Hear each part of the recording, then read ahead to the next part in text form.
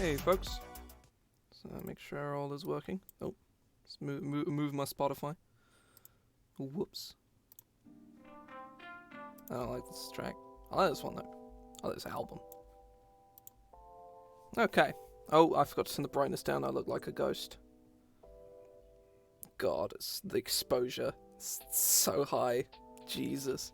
Okay. Right, oh, there's so many pogs in that fucking jar. Jesus Christ. Okay. Oh, I'm on the wrong one. Where am I?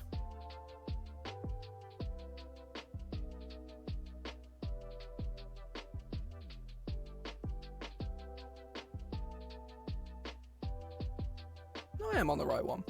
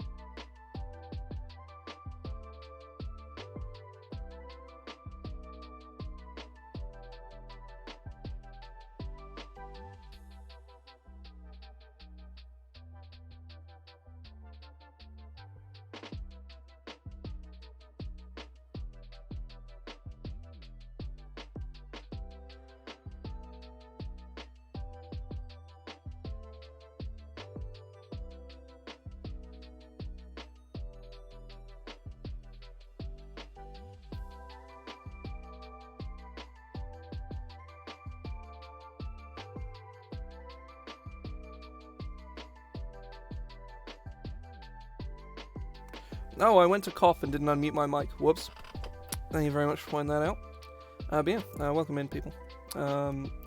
We're looking at 3-color commons, because those were the only gold commons we didn't do last week. Or last time we looked at this, I think it was a couple of weeks ago. And then we're going to look at signpost uncommons. Now, I have like a little notebook and like a little notepad here, where I've been sort of jotting down my ideas for signpost uncommons.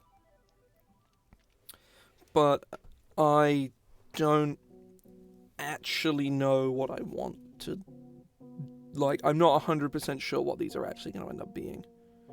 They're all potentially up in the air and subject to change. And obviously those kinds of themes will be present outside of the 2 colors, because obviously this is a 3-color set. So signpost uncommons are kind of awkward, because obviously the 2 3-color sets with factions, because Ikoria has like 2 factions, and they're not even factions. It's like monsters and humans, or humans and non-humans. Khans and Shards don't have signpost uncommons to my knowledge, which is a serious problem, because we don't have any way to actually look at how the set is built around them. I will double check and make sure that there aren't any, but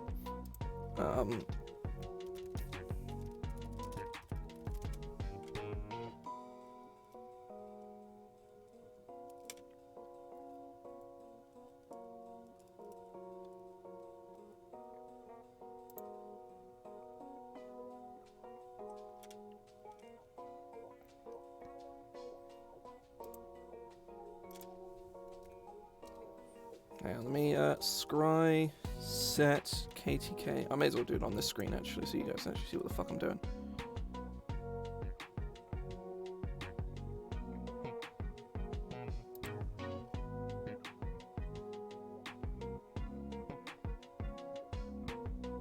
That's what I'm saying. Is I don't think there are any. I'm like fairly certain. Oh, whoops. Hang on. Give me a second. Set Cards of Tarkir. Color 2. Rarity uncommon.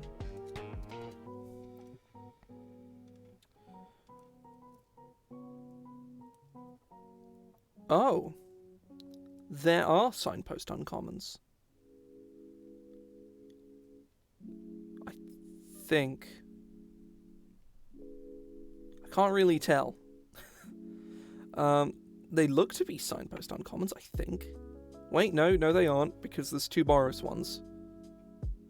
And there's 2 Golgari ones. 2 Simic ones, 2... Okay, right. They did enemy colored signposts? So Orsov is warriors.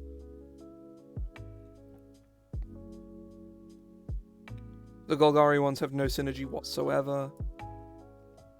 The Boros ones have no synergy. Is Burn? Maybe? Oh, and Simic is Morph. Well, fuck, huh? I guess we can look at Shards of Valor, which almost certainly do not have them.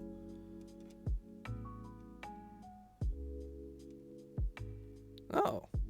They actually kind of do. Holy shit.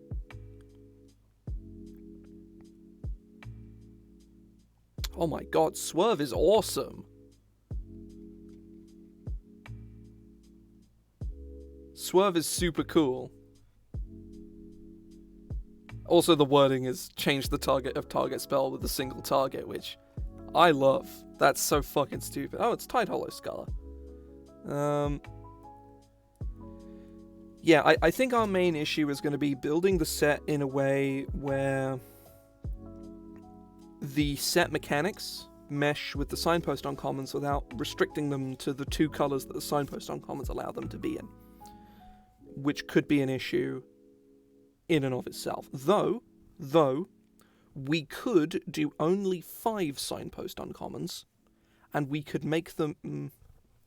hang on, let me just get a little example. So, for example, if we want to do a cruelty signpost uncommon, for example, we go and do...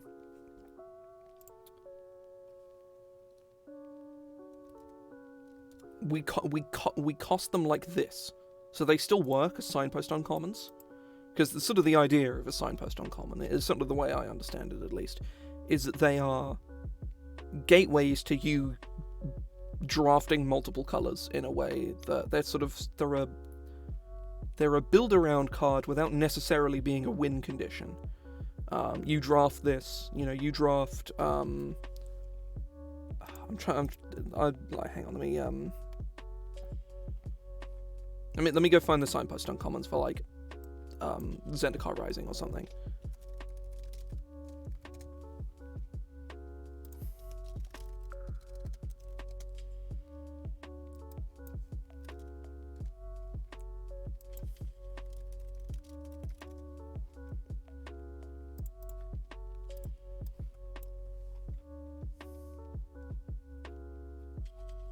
Give me a second.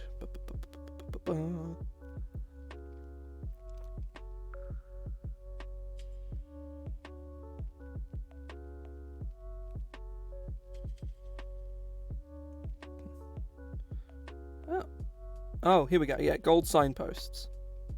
So, Spoils of Adventure is Azorius's party. Like Soaring Thought Thief, I think, is the best example, where it's like you basically pick this thing up and you suddenly come to the realization, oh, rogues are Dimir. And I already have 2 rogues. I guess I'm drafting rogues. That's sort of, to my understanding at least, is that as somebody who does not play limited and does not like limited, that's sort of my understanding of the purpose of signpost uncommon. They're called signpost uncommons because they point you in the direction of drafting a certain archetype, which is cool. And the thing that I personally, as somebody who doesn't play or like limited, especially draft, is the signpost uncommons. They're always just good cards. That's the main thing. They're always good, usually interesting cards. Like Soaring Thought Thief, for example, is a very interesting card. Like a Brushfire Elemental, good, fun card. Cleric of Life's Bond. I've not seen anyone play Umara Mystic, which is really... what does it do? It's kind of interesting, actually, but whatever. And this one's also kind of bad. Yeah, it's kind of bad, but whatever. You know, it's interesting. That's sort of the... Why are these ads? For fuck's sake, I swear to God.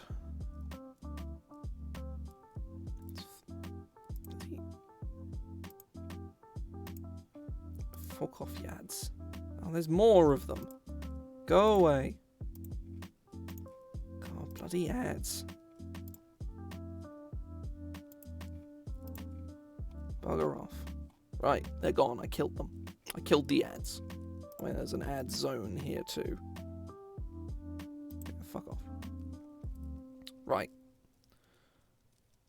So we'll get to the signposts later on, but for now, we're gonna make these cards here.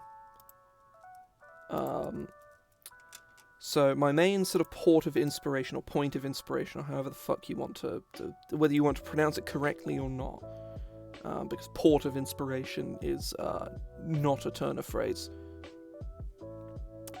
in any way, shape, or form.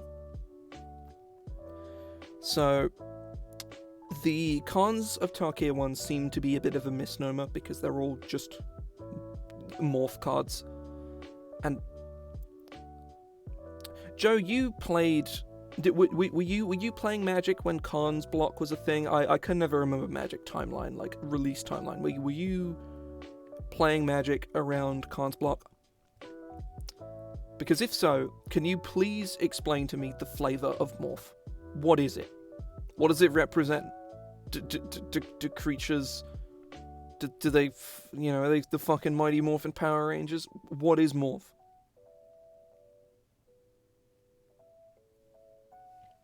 Oh, okay.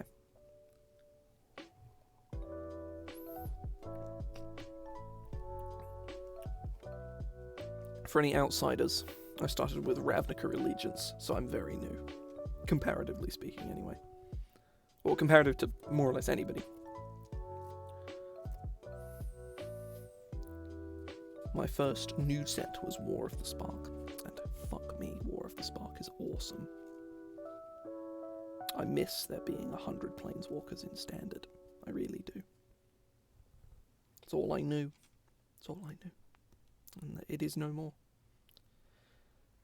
But yeah, does Morph have flavour? Or is it just kind of there? Just kind of chilling. Just vibing, if you will. Because if so, that's very disappointing. Oh, and Jishin Infiltrator...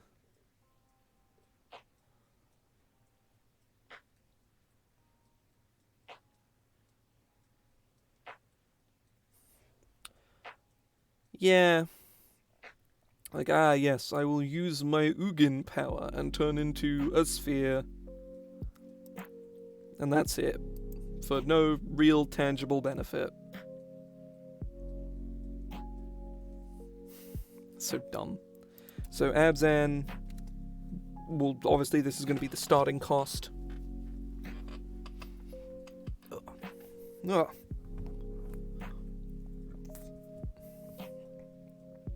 So because this costs 3 different colours of mana to cast, even though it's common, we can probably push it a bit in sort of a fun way. I want all of these to be representative of the factions they're a part of in some capacity. Sacrifice a spirit.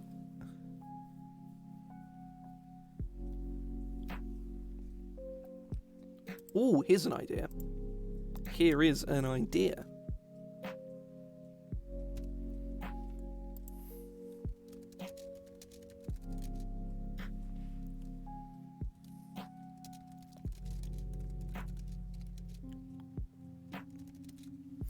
I need to look at the wording of convoke.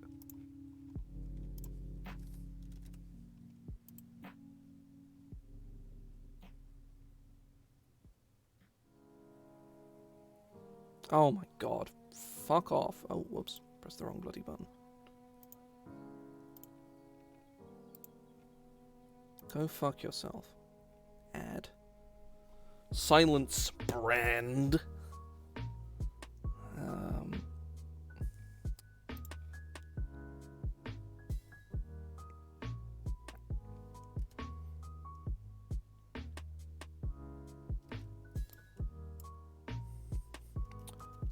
As an additional...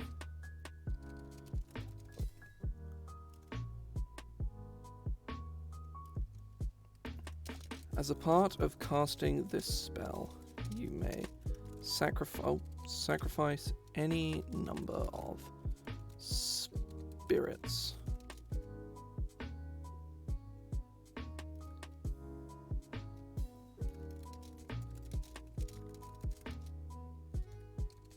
In this way, pays for 1.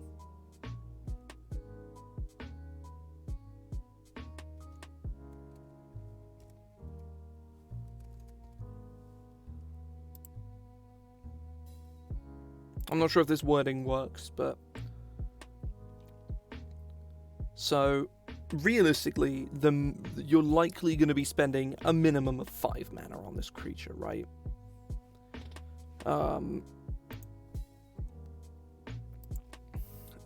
Amalgam Geist. Creature Spirit.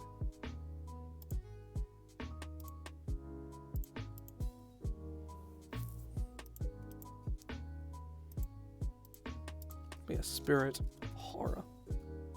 No, just a spirit. Just a spirit. It's not quite that awful. As part of the casting a spell, you may sacrifice any number of spirits. Each spirit you sacrifice in this way pays for 1. So yeah, like... Are there any... summon...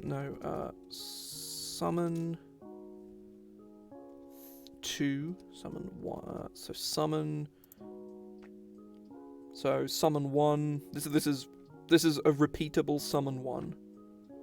This is an ETB for summon 1. This guy summons 1 as an ETB.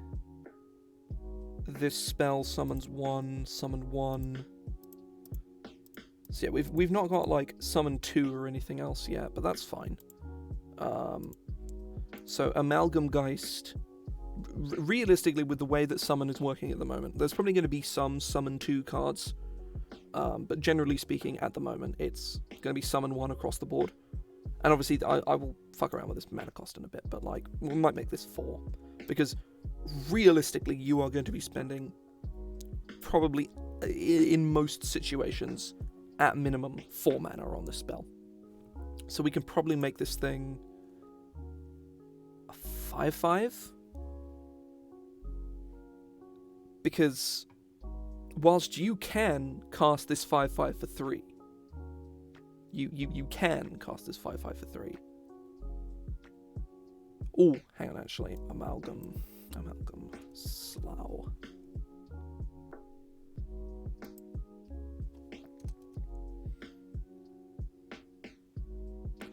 And it should, we could give it Trample, maybe? Death Touch. Oh, here's an idea. Here is an idea. Maybe when it comes into play, you drain your opponent for each spirit you control, so you're encouraged to wait and play it later. But you can get it out earlier for less of a payoff, maybe. That seems too much for common. Yeah, that's too much. Too much. I think if we bump this to 5 and give this thing... Vigilance? No. Death Touch. Death Touch?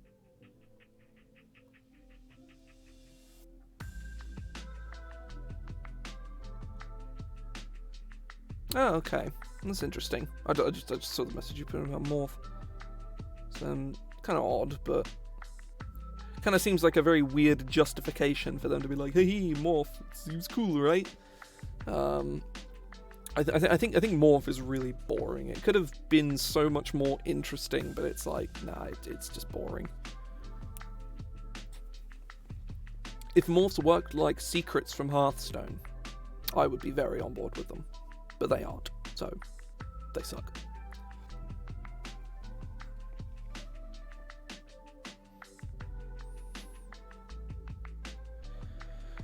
So Amalgam Slough is a 5/5 with Death Touch for 8. However, realistically,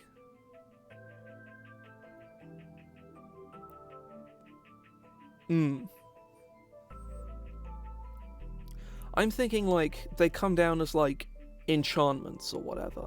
Like this could be like a Theros mechanic or something. Like we next time we go back to Theros, we have like Phoenix dicking around doing Phoenix things, I guess. And he does some stuff, and there's there's a mechanic called Cloak or something like that. Or called Deceit. Where you put your creature or your card or whatever into play as like a face-down enchantment, which is like, see, I have a trap card. This is my trap card. That's the kind of thing I'm thinking of, which could be pretty interesting.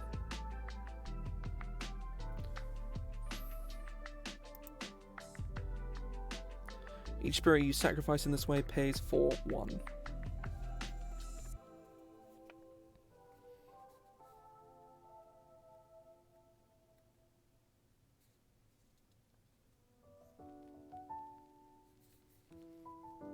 Yeah, I think I just worked out a potential way of doing the signpost on commons a little differently. Because I'll get to it later on.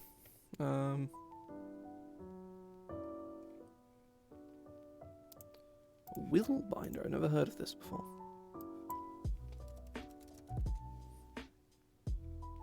A Willbender.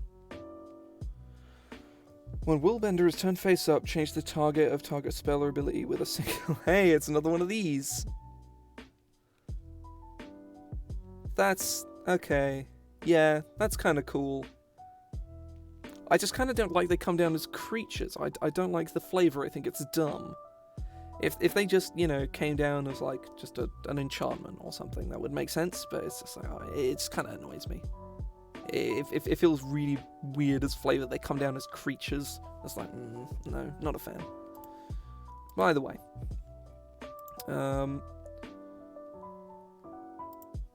so like it's so back to Amalgam Slough. It's very, very rare that you're not going to be in a position where you have like 1 spirit when you cast this. So at absolute worst, you're paying 7 mana for a 5/5 with Death Touch, which is pretty bad. Like generally that's pretty shitty. Though you very much could.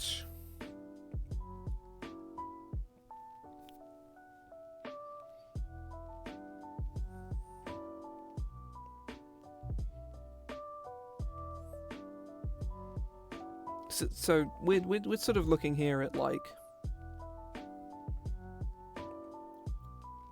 you're probably going to have, like, if you're playing spirits, you're going to have like 2, maybe 3 spirits in play, which drops this to a, well, if you have 2 spirits in play, this is a 6 mana 5/5 with Death Touch, or is it, 6 mana 5/5 with Death Touch. If you have 3, it's a 5 mana 5/5 with Death Touch. So I would say this is fairly reasonable, he says. I don't know. Like a 5/5 with Death Touch. Let's hang on. Let's have a look and see what other, like, hang on. CMC 5 keyword Death Touch power 5 toughness 5. Oh no, not CMC 5. Oh, that's a common 6 mana 5/5 right there.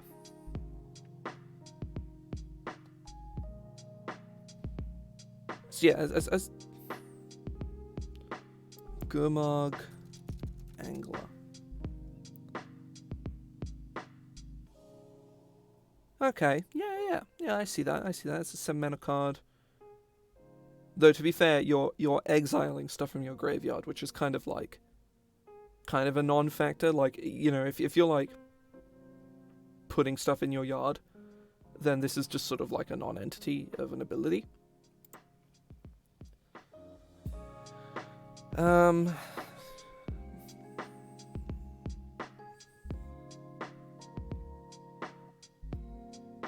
may sacrifice any number of spirits. Each spirit you sacrifice in this way pays for 1.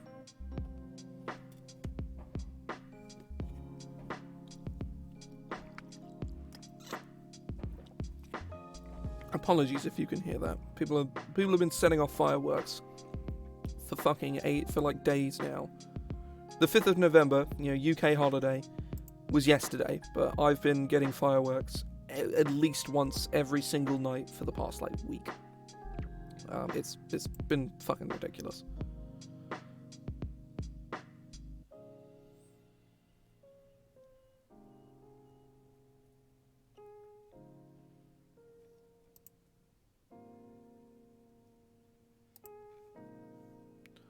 Just looking at the US election at the moment. Has anything notable changed? No, absolutely piss all has happened. Yeah, I think, given that this is like a strictly better version of Gurmag Angler. Oh, it's a zombie fish. That's cool.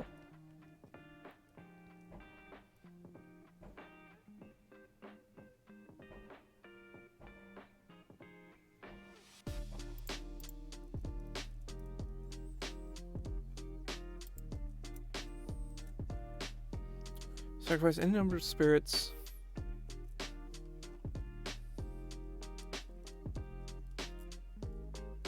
Gurmag Angler, yeah, I'm pretty sure it's a Delver deck all-star. To my knowledge, it's like modern Delve decks just bring this thing out on like turn 3. Maybe even earlier. I mean, it's in Ultimate Masters, so it must have seen a fair bit of play, I should think.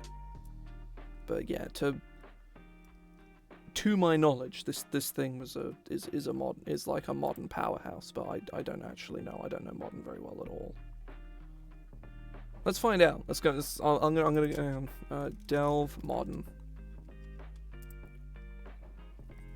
because if like the most popular deck on Tapped Out or something has Gurmag Angler in it, that probably either confirms or denies my point.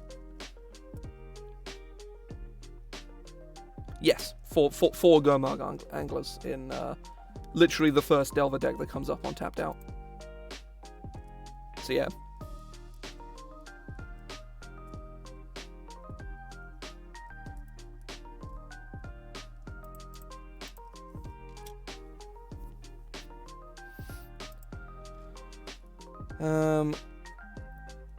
Amalgam Slough. Sacrifice any number of spirits. Yeah, you're looking at a 6 mana 5/5 with Death Touch. 6 mana 5/5 with Death Touch. And you still no, it's got to go down to 4, I think. No, not 3, 4. Because then you're playing, no, probably even 3, to be honest. Because then in most scenarios it's a 4 mana 5/5 with Death Touch, but you sack 2 creatures for it. That's, you sacrifice 2 creatures of a very specific creature type, regardless of how well that creature type is supported. That's significant there, I think.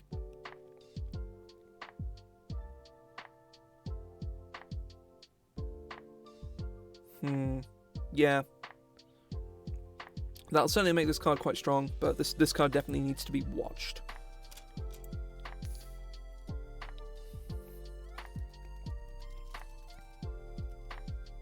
No, whoops. Gold, common, CMC 6.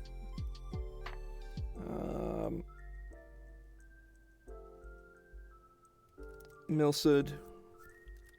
Creature. So we have an Abzan creature. Mark that off the list. Next thing is a Jeskai creature. And this one should be very simple because it's going to be a 1/1. And we can go these colors. It's going to be this cost specifically. Creature, human, peasant. Oh my god. Hopefully you can't hear that too loud. But yeah, that's right fucking pain in the arse, that is. Oh, this seems new. I don't think I've heard this before.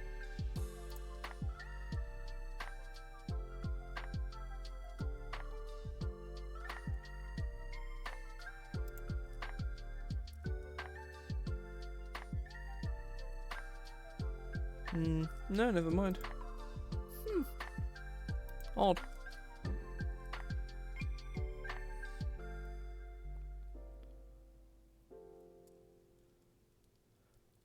Quite possibly, yeah. Certainly, it's more that summon nets you more spirits. So like summon creates you otherwise mostly useless spirit tokens, which you can use like. Hang on, I'm getting distracted. Stream Manager's being weird. So hang on, let me go look at. So like summon. Where is it? There. So you net these useless spirit tokens that are sack outlets. Their existence is to be sacked, which is a little depressing, but that's what they're here for.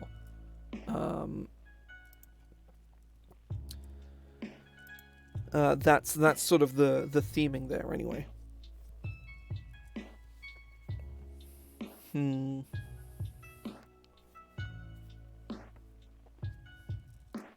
Ooh, I know. Hang on. Oh shit. Champion of the people. So he's champion of the people. Let me just make sure this isn't a card that already exists.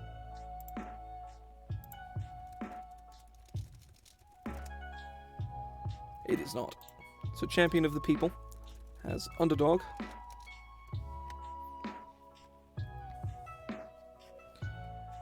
Oh, actually, hang on. Here is a thought.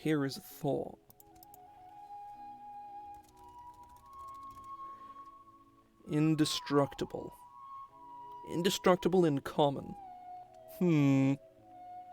Maybe not. Maybe not.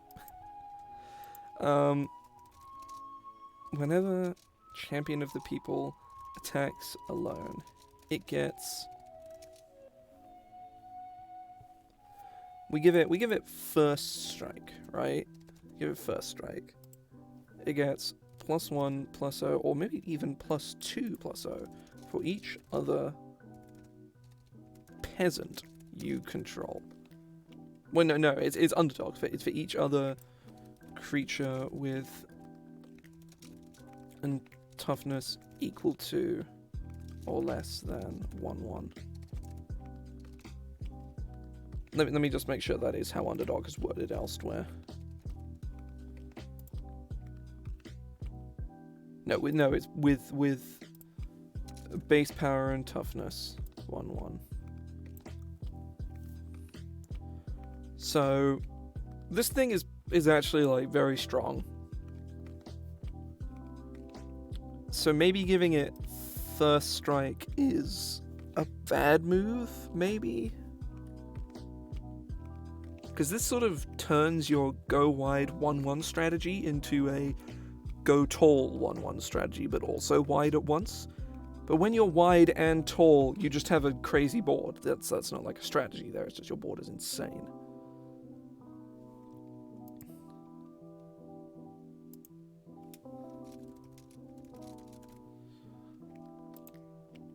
Maybe we go +1/+1 and remove first strike. That seems a lot more reasonable. You attack alone with a board full of buds. You have you have a board of 6 creatures for each other creature. So he becomes a 6/6, which is pretty major, I would say. So I think Champion of the People is like an actively quite strong card. So. Or the warrior from Zendikar Rising. Adonto Vanguard. That's a vampire conquistador thing, right? Let's search for the word Vanguard. Oh, I'm spelling Vanguard wrong, aren't I? gotta smell like this.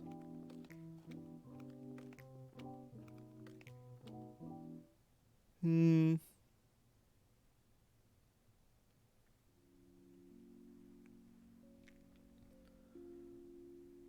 There's a lot of warriors from Zendikar Rising. Set type warrior.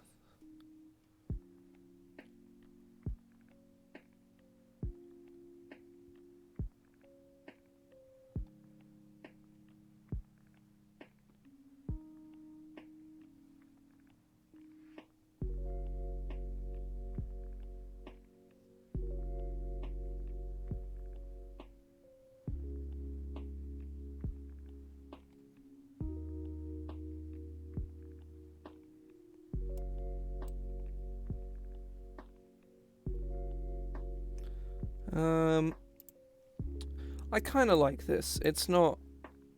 It's very strong, but I think it can be.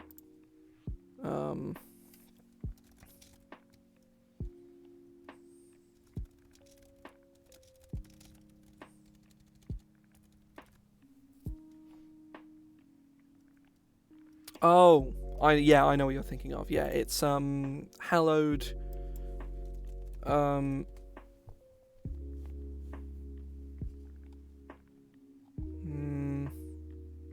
Oh no, it's seasoned hallowed blade. Yeah, this guy.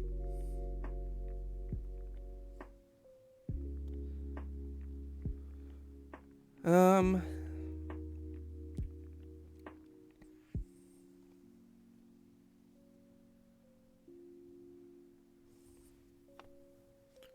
don't know. This card is neat, but I don't think it's I don't think it's representative of what I'm going for. It's like Champion of the People's just a regular Joe, you know. Though we could reference Seasoned Hallowed Blade.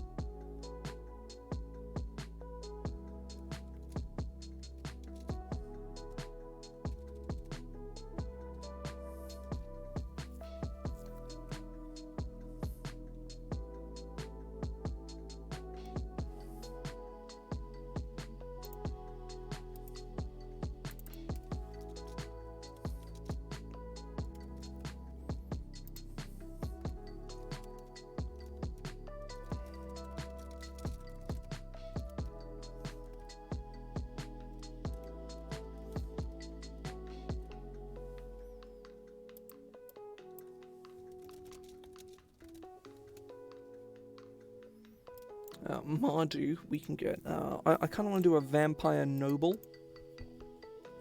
They get some kind of.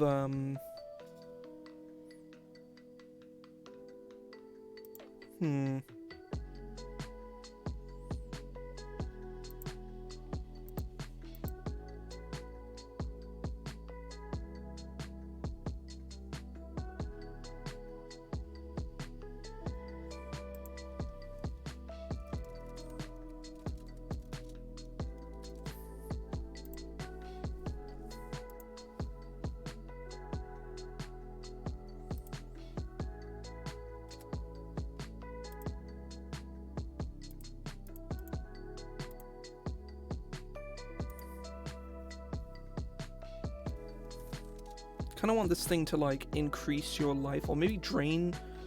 Like it. Hang on. It could have like lifelink and when.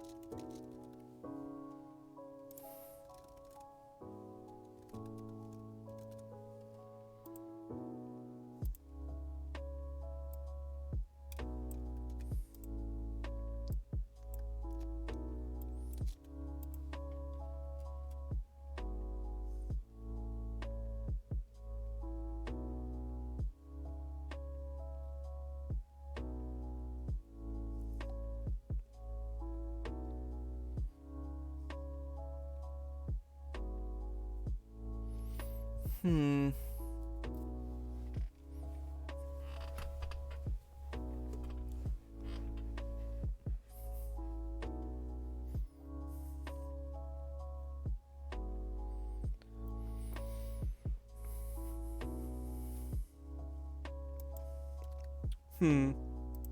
As long as each opponent has less life than you.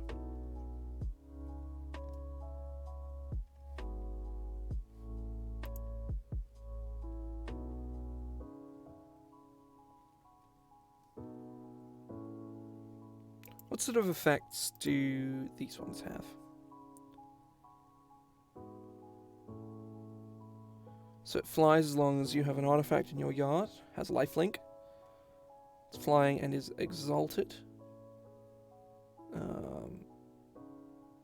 Whenever a creature attacks alone. This boy gives you a big boy's first strike, which is pretty good. He's a tough to block Death Toucher, which is pretty cool. I really like that flavor, that's really cool. And Carrion Thrash. Put into the graveyard and may 2 if you return a creature card from your graveyard to your hand. That's interesting.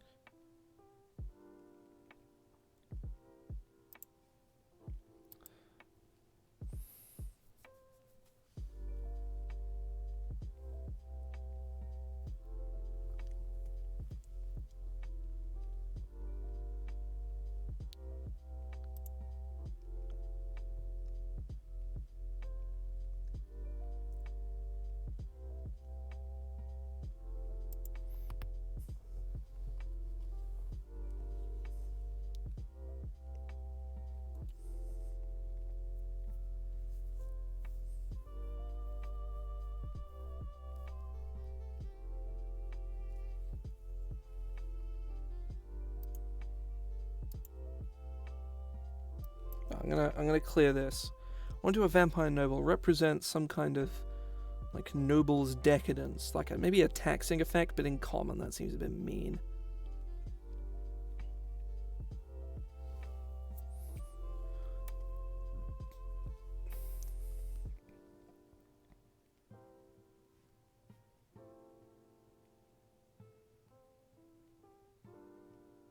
Ooh, actually, I have an idea.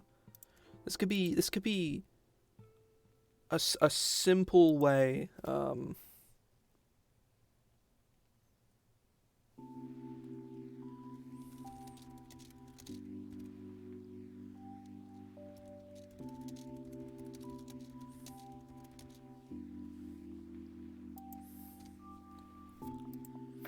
May lose 5 life.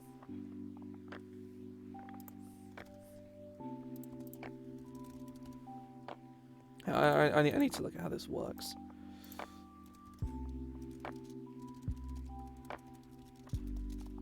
His opponent may choose.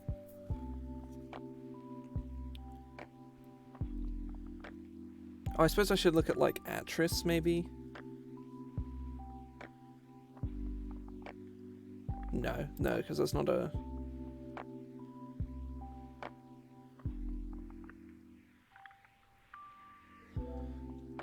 Dash Hopes.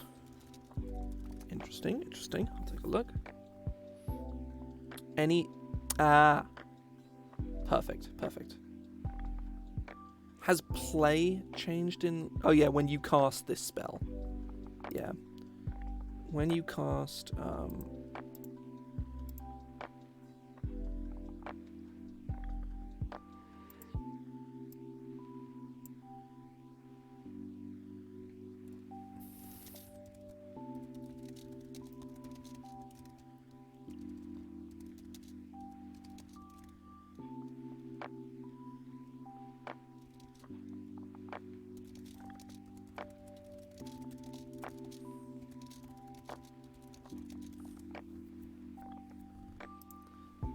So this is interesting. I kind of like this. This is sort of a taxing effect, right? Obviously, there's always going to be a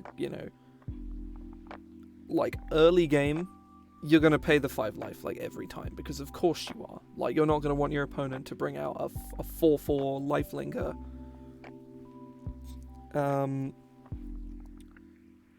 I think the main thing. Ooh.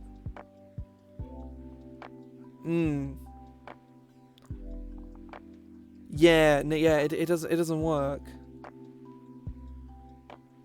Yeah.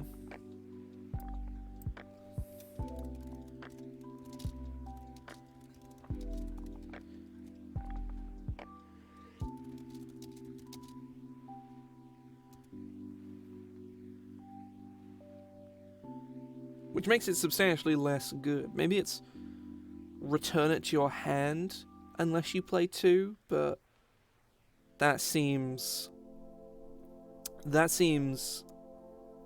a little evil, you know?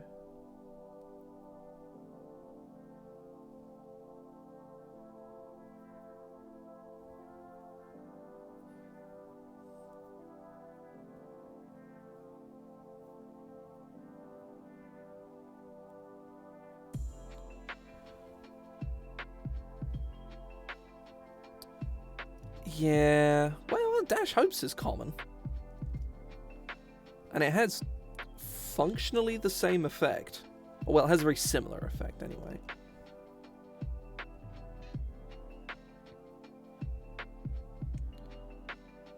Yeah.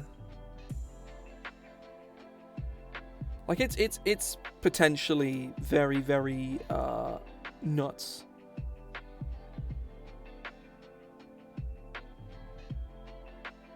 That's true.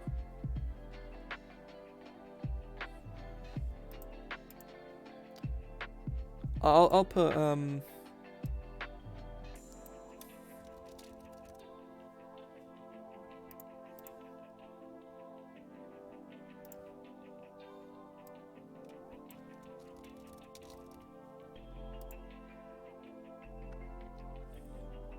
so yeah, basically you want to cast this like, you know, like you want to have the 5 mana available to cast this, but at the same time it's not like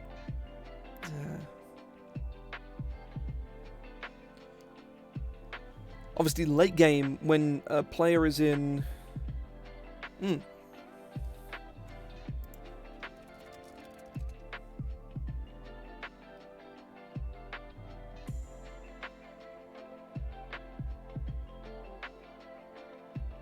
huh?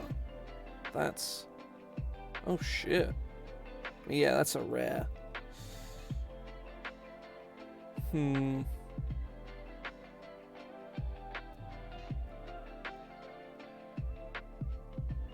It's not any fun until someone loses an eye.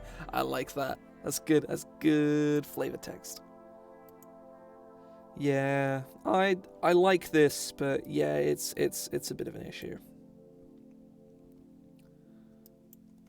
I think instead what it's going to be when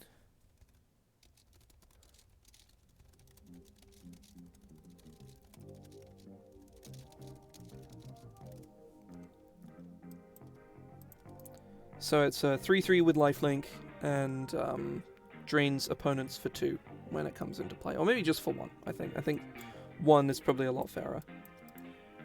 So it's a 3/3 lifelinker for 3 and drains your opponents for 1, which still furthers the goals of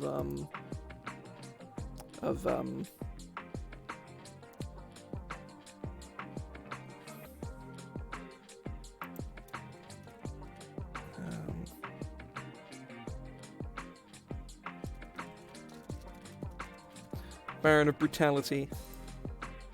I like that. Is that a card? That sounds like a card. Nope, it's Blood Baron of Viscopper, but that's it.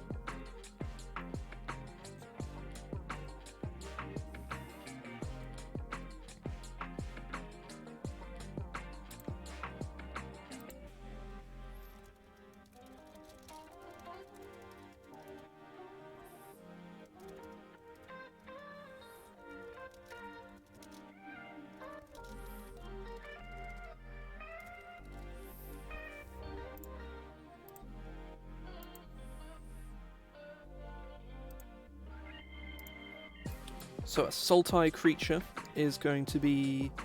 So we did manipulate the last time. We replaced calumniate with manipulate. So we can go blue, black, green. I kind of want to make this a high cost card, you know? Like not stupid high cost, but like reasonably high cost.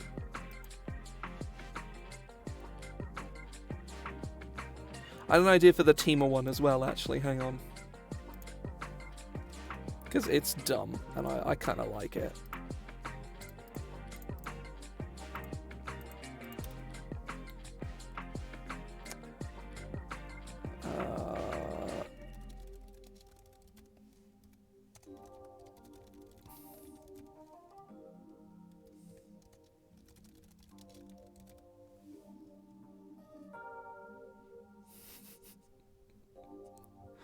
It seems... It's very dumb, but it could be kind of fun. Formation trample. Formation trample. Oh, whoops. Oh, we can just remove the formation trample. Formation trample.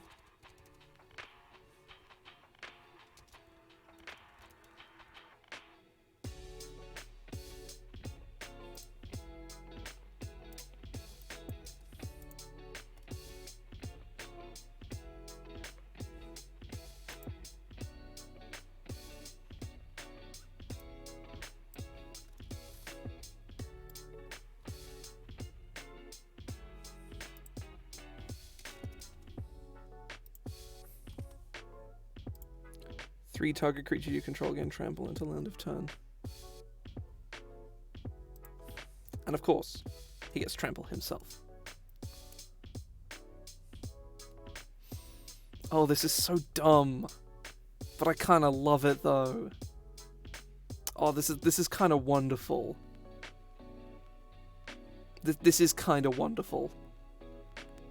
You just give 3 your body's trample. You know, he's probably like 5 mana, right? He's he's a creature. I almost wrote him as legendary, but he's not legendary, but he's legendary in here, you know. Creature, human, warrior probably, or human soldier, and he's a 5/4, or maybe a 4/5. I think 4/5 seems fairer, given that he has trample and gives trample to like a sizable portion of your board. Oh, there is an alternate version where we remove the meme and we add in like he gives multiple keywords as a part of his same formation. So he gives formation, first strike vigilance trample or something, or formation vigilant trample vigilance, which trample and vigilance, which would also be cool. And I think that's a way that we can explore formation at like a higher level later on. But I kind of love this. This is so dumb. It's so stupid. It should probably be more expensive as well. And we make it 6 mana. Oh, actually no. We could do this, I feel. And this is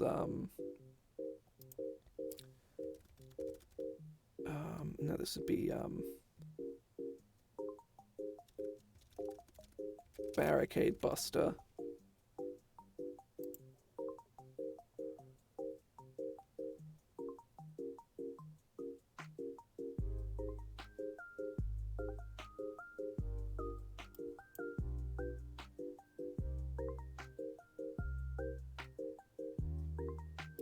What sort of names of these creatures do we have?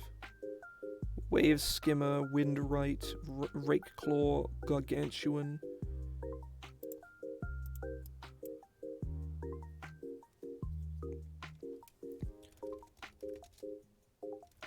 Keepless Crusader. Nah, this guy isn't a Crusader. He's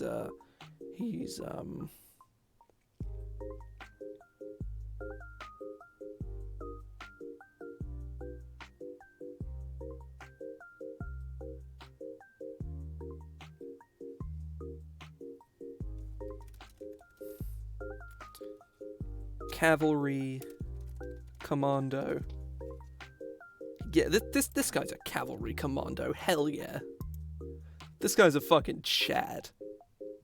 Like, whatever art is here, it's like some dude leading the charge on like a horse. Because he formation trample all the way. Formation trample till the cows come home, my dudes.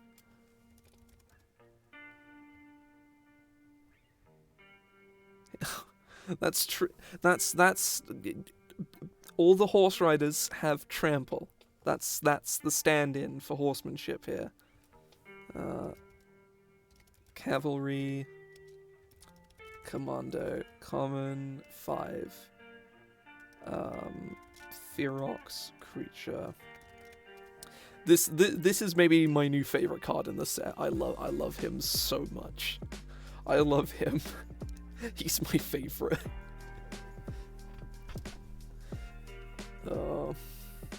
Absolutely wonderful. This is my favorite thing I've done all evening. We've made 4 cards. Have horsemanship. Creatures you control with trample have horsemanship. Good lord. Then it just means your creatures with trample are unblockable. Like, it's...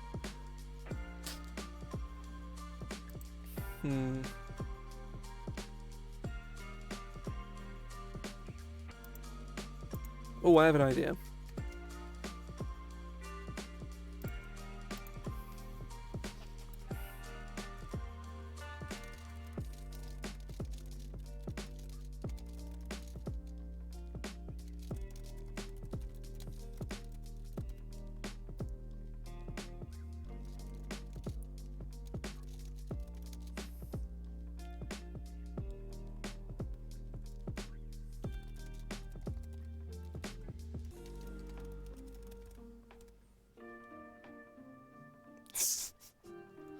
Very nice, very nice.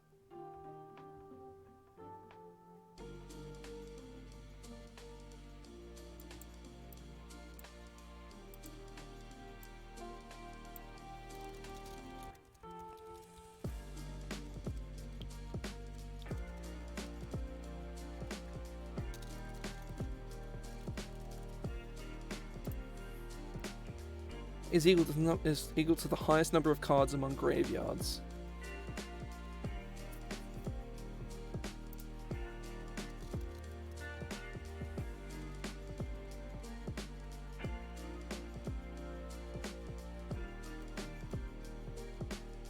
Yeah, this isn't an unjet effect, I don't think. Human rogue.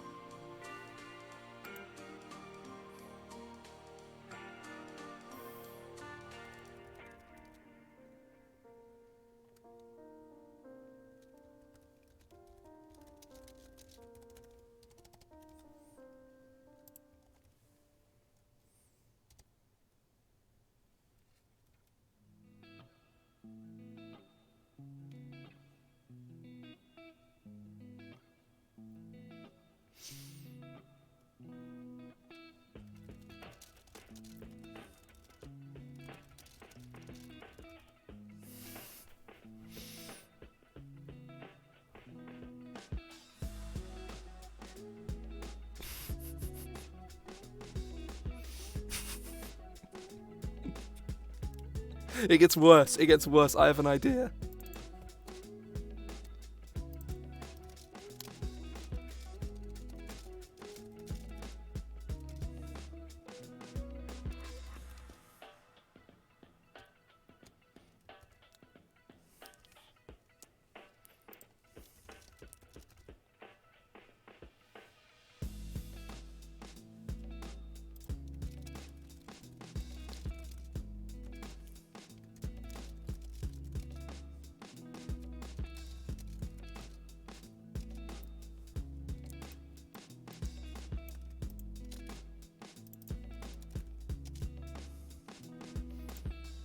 There is no mechanical aspect here. This is just a stupid meme. Right, now let's add some, like, actual fucking...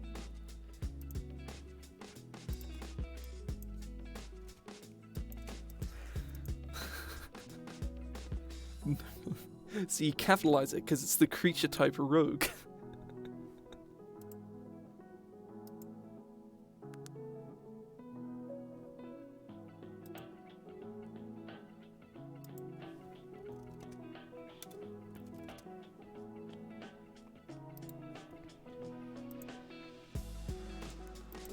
Okay, right.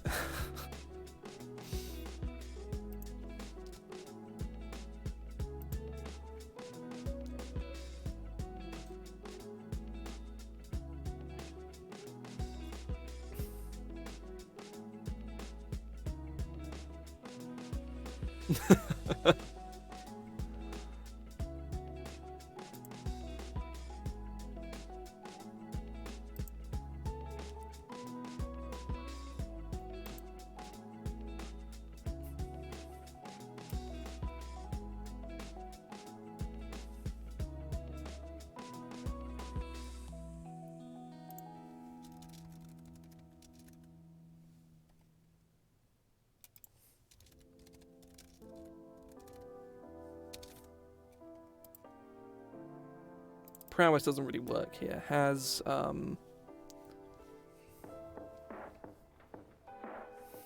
in the streets, rogue in the sheets. Oh no. Such a dumb meme card. Oh, I love it so much. It's so stupid. Has,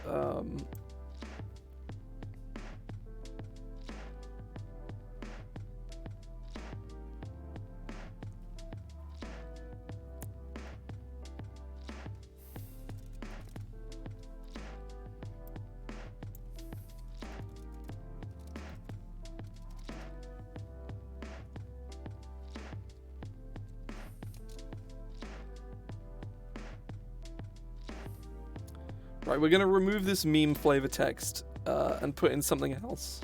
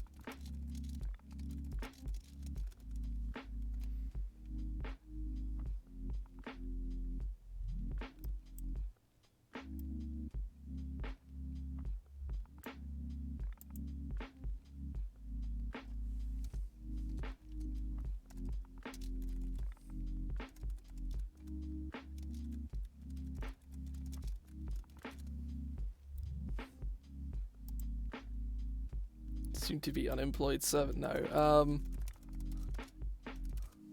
We have a gossiping maid, quoting here. Makes sense. So, Lady of the House, as long as it's not your turn, Lady of the House has Death Touch and is a human rogue. Whenever an opponent discards a card, draw a card.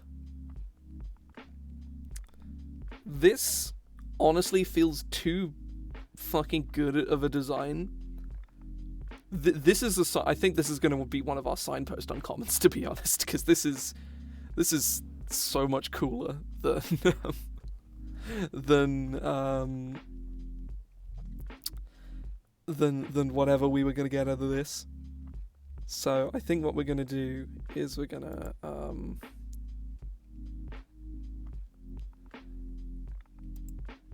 do this.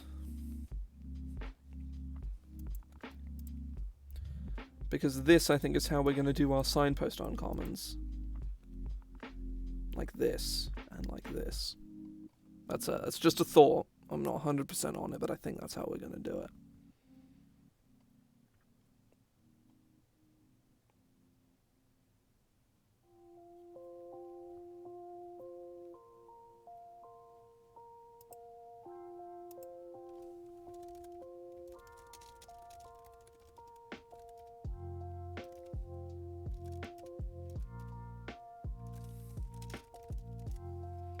Signpost uncommon, right.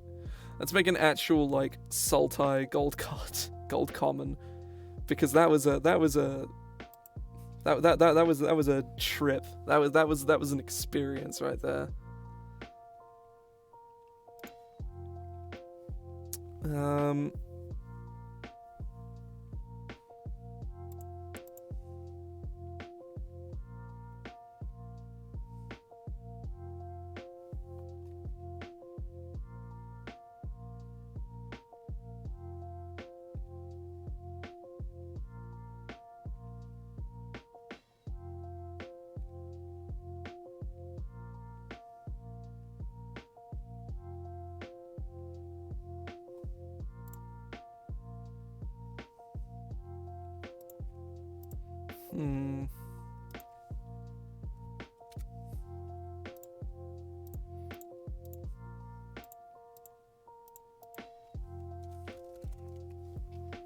We do like a human noble.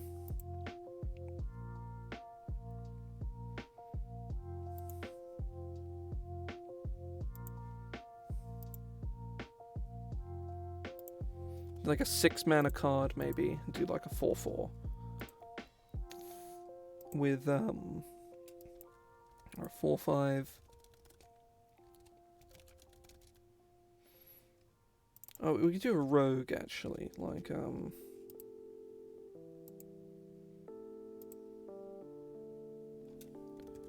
loyal assassin.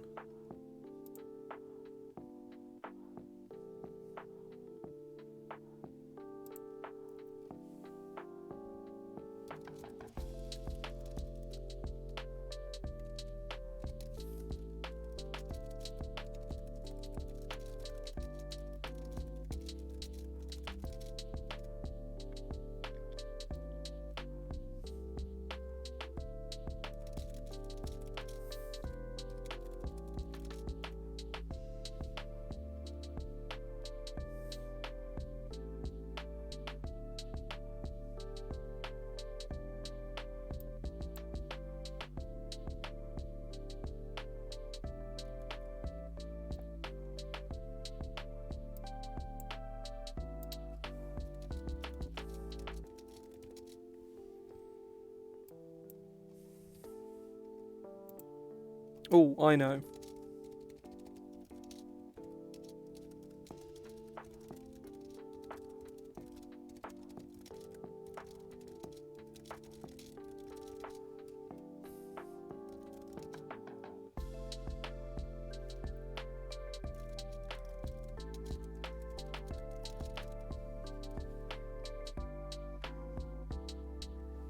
So your opponent shuffles all their non-land cards into their library and then draws. Basically shuffles all their non-lands into their library and then draws pretty much a new hand, which in many situations is pretty bad. Obviously, you can whiff super hard with this.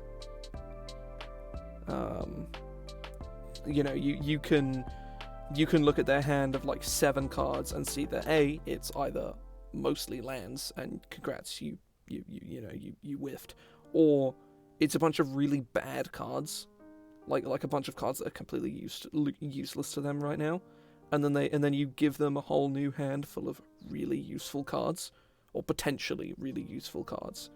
So there's a lot of ways to like whiff on this, like really, really badly. So I think that like this effect, whilst it looks insane, there are like multiple not at all uncommon instances where this card is like actively detrimental to cast, and it relies a lot on hand knowledge, which I want to try and represent in Sultai quite well, where there are cards that let you, like, if I remember correctly, I think Eris, you can, oh, no, never mind.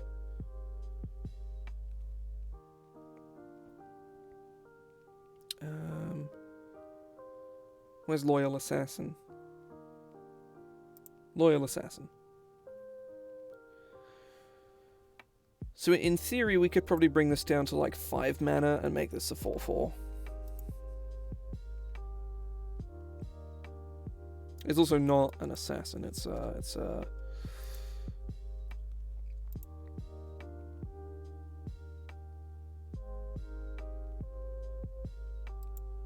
would be Traitorous.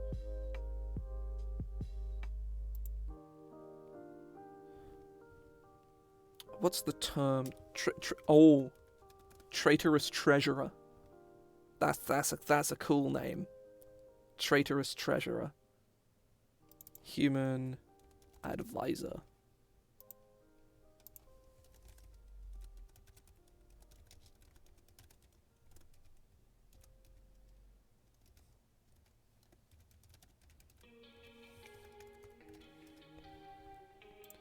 So those are our gold commons, which is pretty cool. Let me go filter them all up.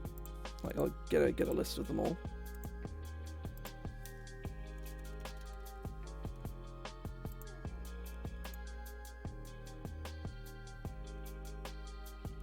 So Amalgam Slough, which is up here. As part of casting a spell, you may sacrifice any number of spirits. Each spirit you sacrificed in this way pays for 1. So, yeah, in theory, this can be a 3 mana 5/5 with Death Touch, which is pretty powerful. There is then Champion of the People, which is the 3 mana 1/1 with Underdog. Whenever Champion of the People attacks alone, it gets +1/+1 until end of turn for each other creature with base power and toughness 1/1. There is Baron of Brutality, which is a 3 mana 3/3 with lifelink, and when Baron of Brutality enters the battlefield, each opponent loses 1 life and you gain 1 life. This is the least interesting of them all, to be honest. Not a fan of this, to be honest. May go back and change this. But somewhat boring. Then we have Cavalry Commando, which is here.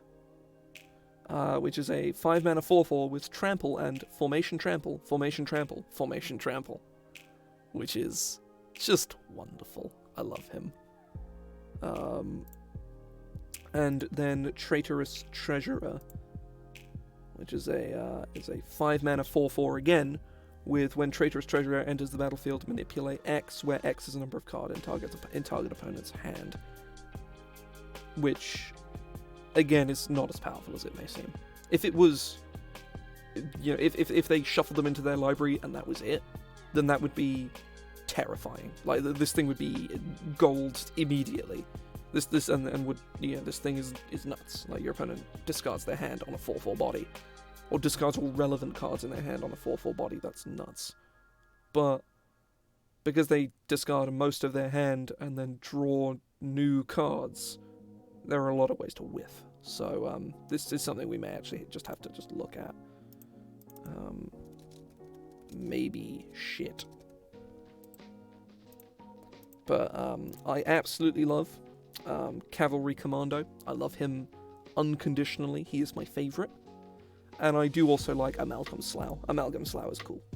Big fan. But yeah, let's... I am going to go and, like, use the loo, take a break. I recommend you all do the same. I'm probably going to go for another hour-ish. I'm probably going to do all the signpost uncommons today. I'll try. If I can, I will. Because there is like 10 more cards. But yeah, I'll probably go for another hour and 10 minutes or so. But yeah, I'll be back in about 5-10 minutes. So yeah.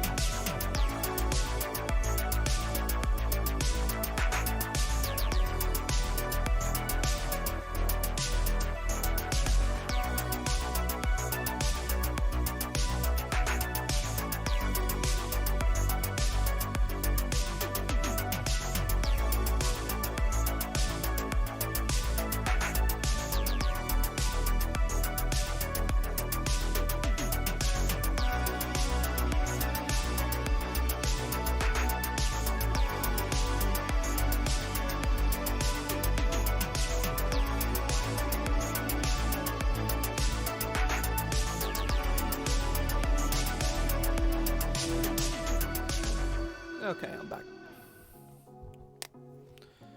So, I am going to start on Signpost Uncommons now.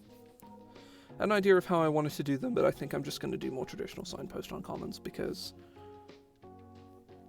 I kind of want to, really. So, let's look at... Let's just go into the skeleton, I guess, because that's probably the easiest place to put it.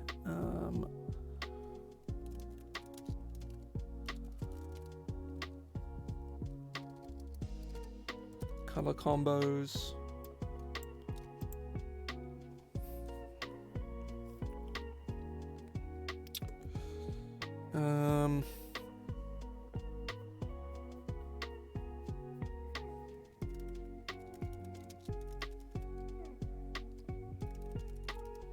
Factions. Archetype. It's probably the easiest way to sort this out. Color combos, so we have Azorius,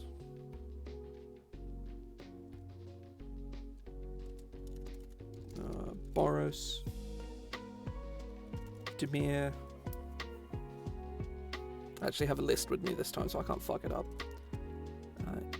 Oh no, it'd be Golgari, Gruul, Izzet, Orsov,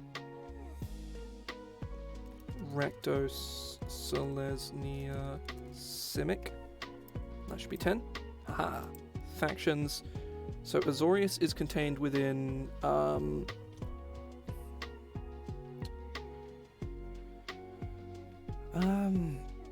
just Jeskai, I think. Yeah.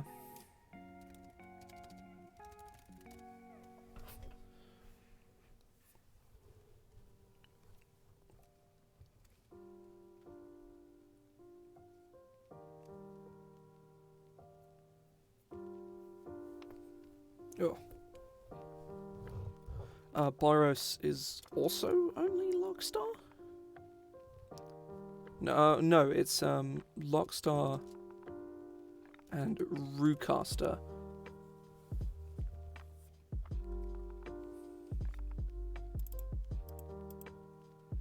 Dimir is specifically only Arnjet.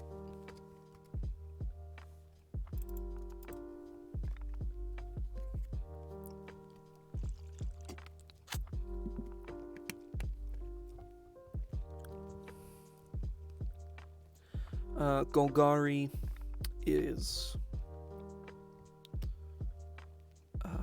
Arnjet and oh shit, black and green. Oh, it's and Milcid. Gruul is only Ferox. Izzet is Lockstar and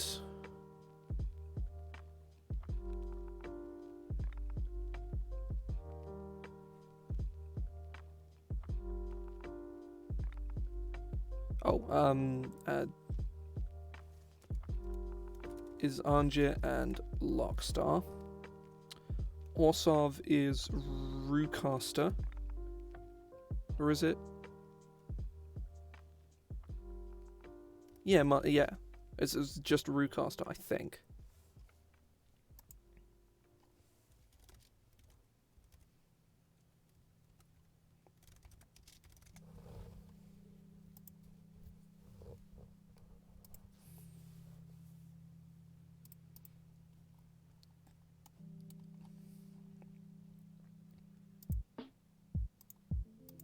Let me just make sure that I'm not like screwing this over.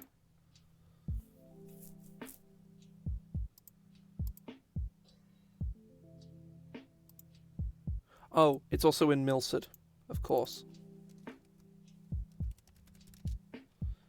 Milcid and Rucaster. Rakdos has Rucaster and that's it. Selesnya has Milsud and... or just Milsud.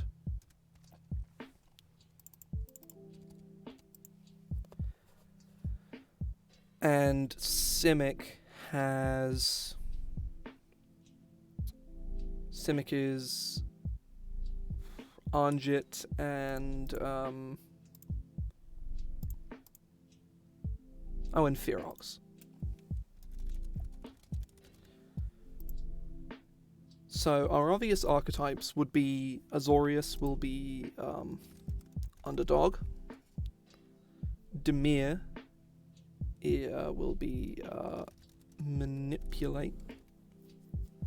Gruul will be formation.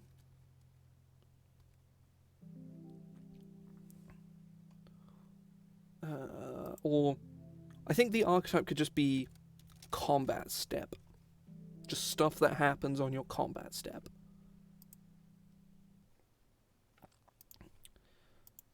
Dimir is is control, or is a hand fuckery control, or just hand control. Azorius can be underdog.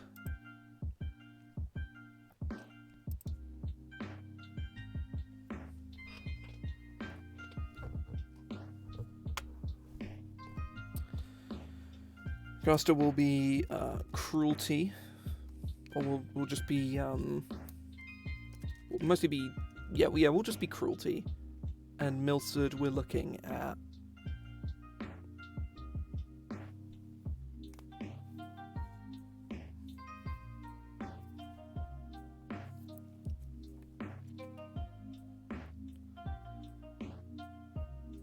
see this is the issue that we're having, is that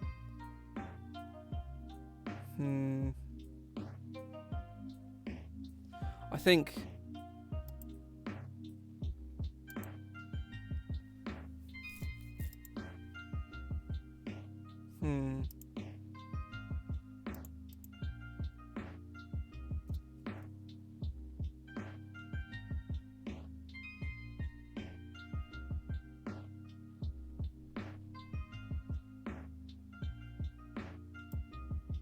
so this is the issue I've been having, is that given that all our factions are 3 colours, finding signpost uncommons that fit more than one faction in many different cases is not easy at all. So I think what my idea was for signpost uncommons was that we do 3 colour signpost uncommons, and then maybe 2 colours on top. That was my thought, anyway. How many gold uncommons do we have? Like 26, but this would take up like 15 of them. Jimmy Jugular, oh shit. Welcome in, welcome in.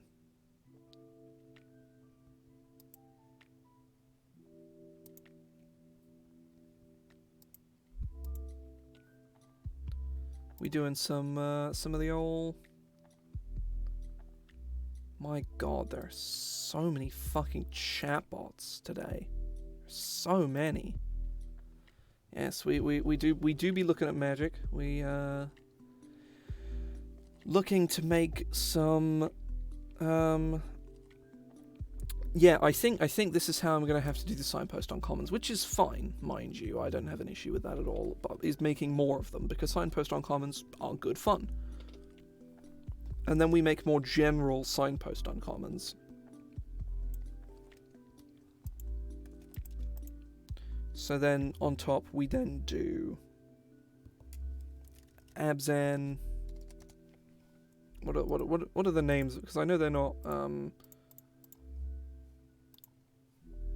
Abzan. I think it's Jeskai, Sultai. No, Mardu, Sultai, Tima.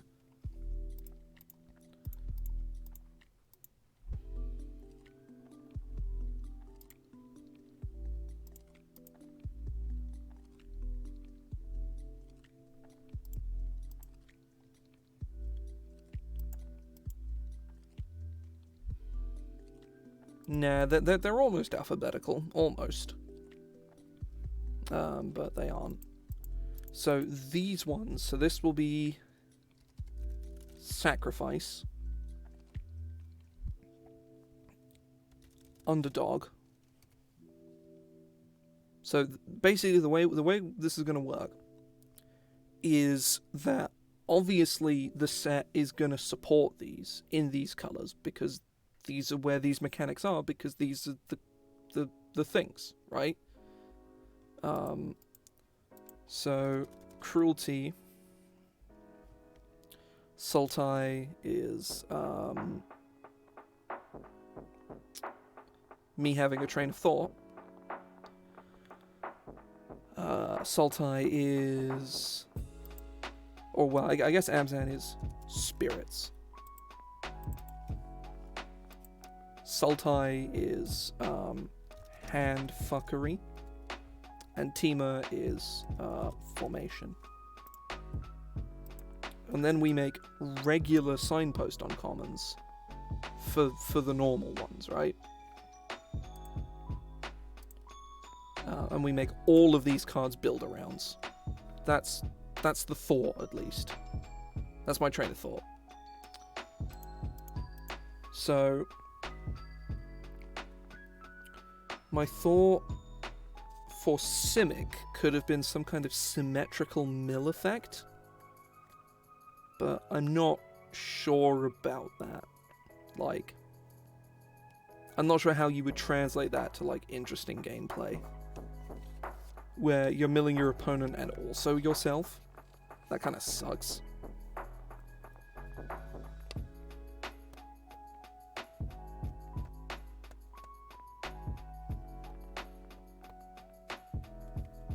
I think the... Hang on. Let me go look at Cards of Tarkir again.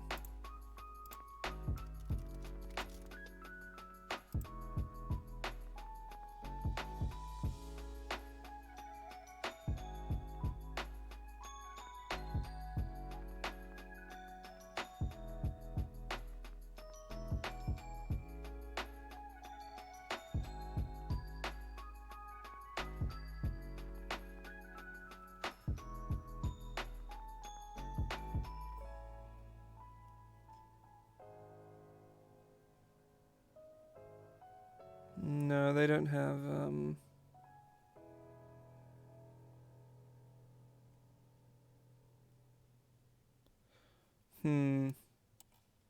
Maybe Fate Reforged has... Yeah, because Fate Reforged is the one that you draft with the other two, so maybe Fate Reforged has actual signpost uncommons, right? Nope, it doesn't. Maybe Dragons of Tarkir does. Because presumably they would be listed here, right? You know? You would assume. Formicons, which are irritatingly costed. The Dragon Lords.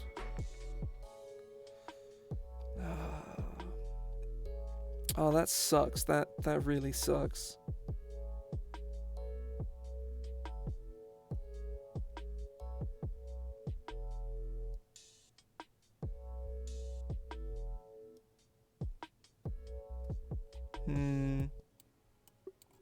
Maybe, let's look at Shards of Alara. And, well, let's look at Alara block, I suppose is probably the best way of looking at it.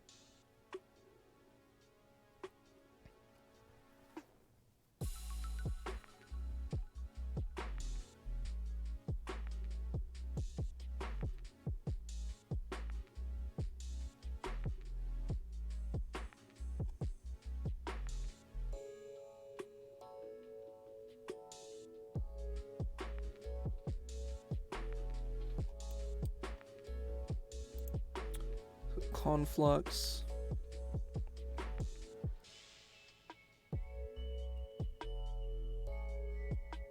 Yeah, they're only doing, like, allied color things. This is, like, actively mind-bending.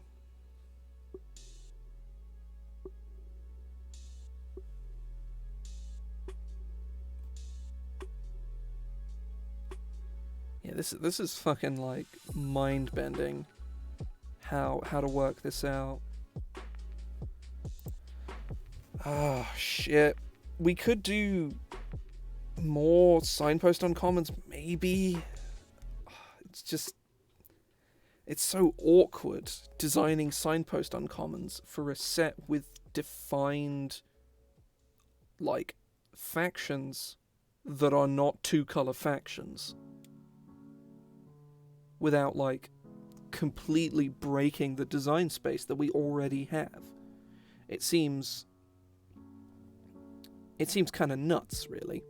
Like, in theory, if we really wanted to, we could go in and just, like, to specifically facilitate signpost uncommons, remove a colour from every single faction, which would not be hard to do. All of them have an obvious colour that they don't fit, which in most cases is their third colour. Like, why is Jeskai blue? Oh wait, no, never mind, because Ikoria doesn't work because it has two factions, of which the signpost uncommons completely ignore. Ikoria was the closest I can get in a set that has signpost uncommons. There are three color sets, and it has 5 triomes, but the triomes don't have set mechanics. Like, Ikoria has mutate, companion, keyword tokens, and that's it. Like, those are all the Ikoria mechanics, and none of them are faction. Now, obviously, outside of, like, mutate being for monsters, it doesn't have color-specific factions. Or color-specific mechanics, I think, is more the word I'm looking for here. Because mutate is in all colors.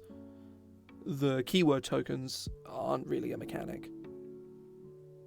Do they?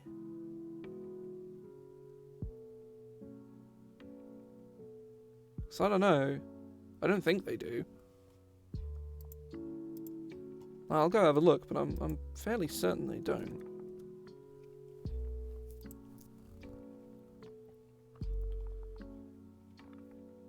They'd probably be on here, I would assume. Rare mutants.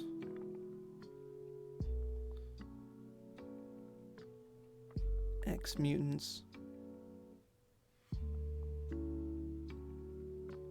Mentors.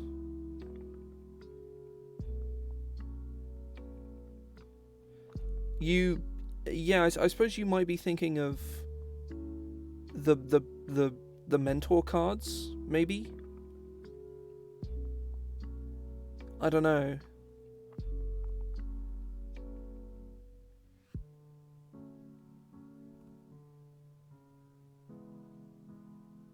Oh, yeah, all of Ikoria's signpost uncommons, wherever the fuck those are.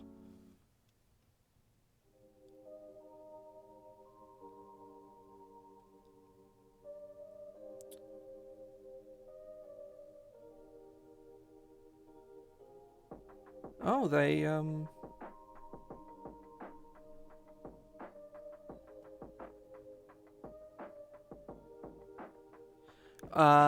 yes. Yeah, Mardu is cats, Sultai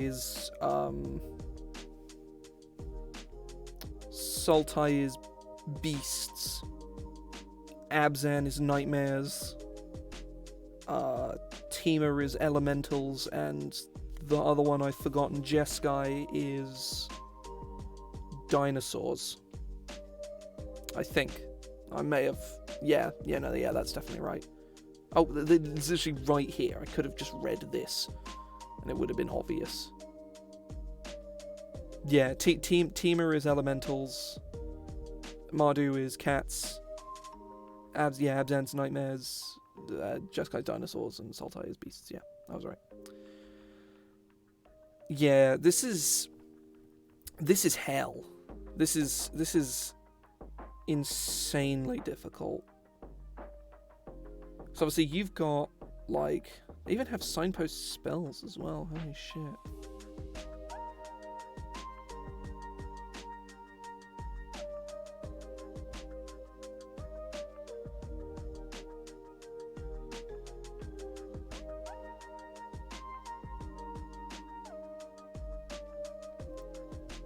Where are the other signpost uncommons for Ikoria?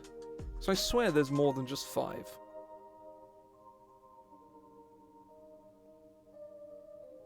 I mean, to be fair, I could just make only 5. I could make 5 signpost uncommons, 1 for each thing. But then it would just kind of be a little redundant, really. I could make 2 signpost uncommons for each faction. And which would probably work. It would lead to it would lead to there being a lot of weirdness, like wait, no, hang on, let me just undo this real quick.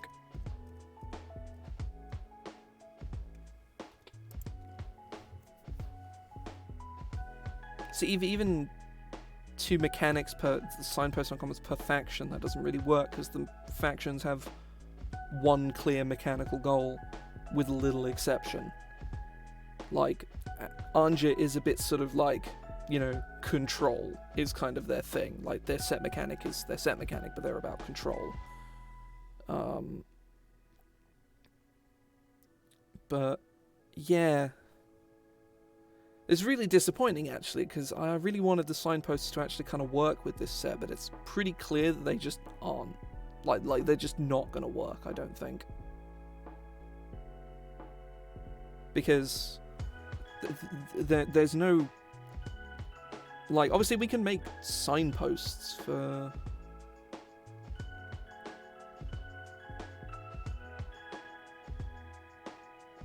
But then how do you represent that mechanically? That's the problem.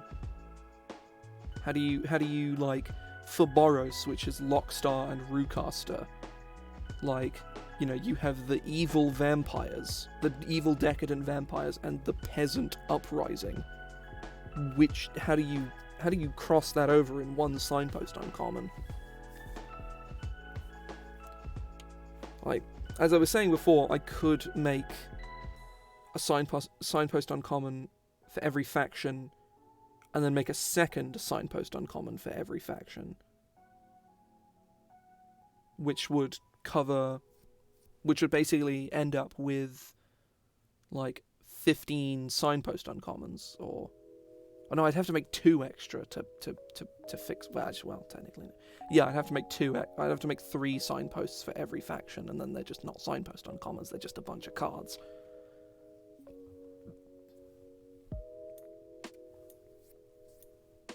Like, I don't know, maybe it's possible, like,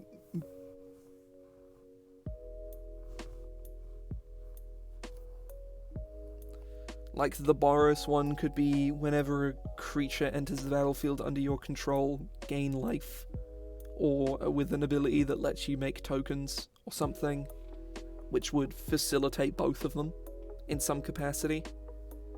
And the is it one, because Anja and Lockstar, fuck, what would that even look like?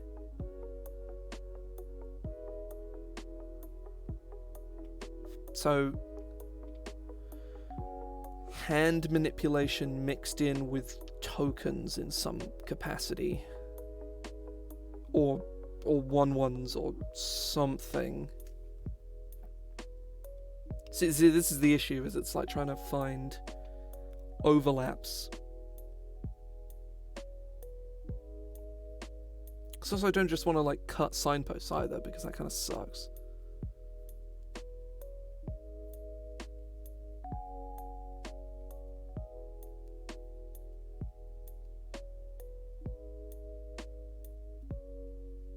Yeah. Though the way Temur works in this set, Temur is like all creatures. Temur is oh yeah, there's this is just more Harris Heller. Hang on. This is a Star Searcher. This is a song I know quite well. I've heard this one a lot of times. It's good.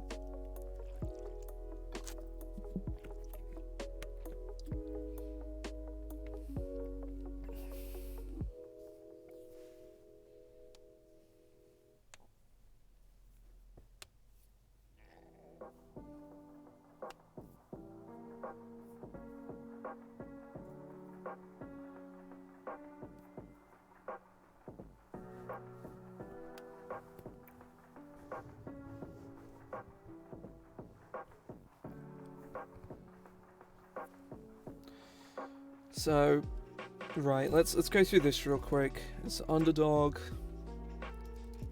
manipulate, formation, cruelty, and summon, or just spirits, I guess.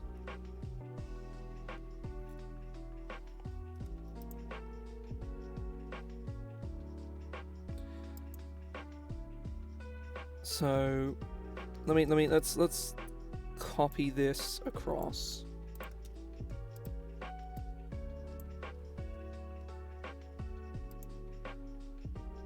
Oh, it doesn't like it. Hang on, let's do this. See if it likes it now. Yeah, it does now.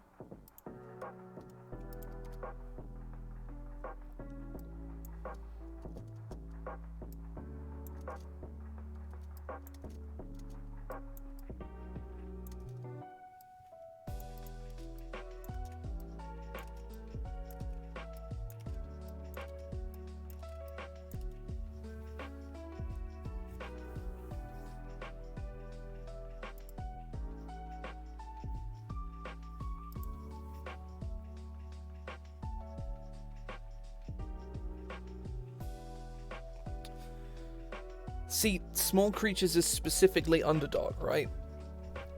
Like underdog is 1/1s. Mardu's all about having more life. So,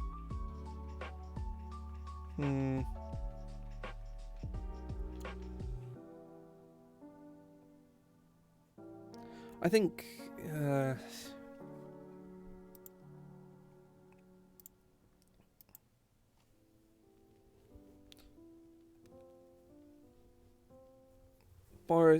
I mean, that doesn't really fit with Jeskai. It could be... I mean, Boris could just be creature tokens, and it just so happens a lot of those creature tokens will be 1/1s, because that's generally how creature tokens work, I guess.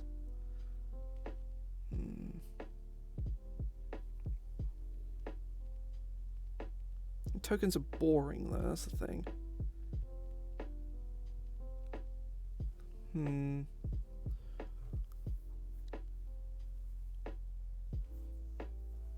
I know what I want to do for Selesnya, the spirits one.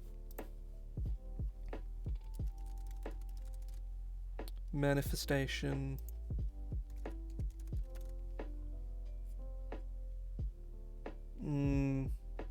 That would be one of the ones that's linked with Tima, because Tima is the combat one, right?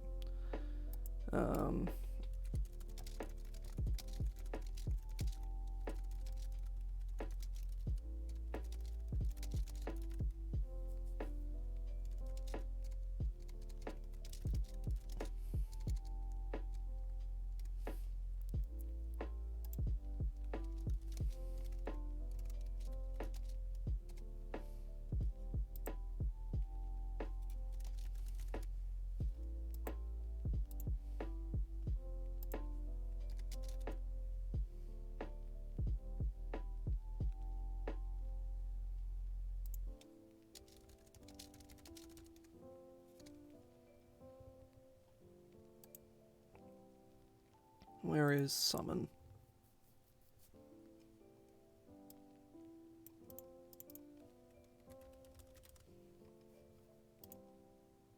Spirit tokens you control get +2/+2, flying, and lose this creature can't attack or block until end of turn. Let me just make sure this isn't a pre-existing card. Manifestation.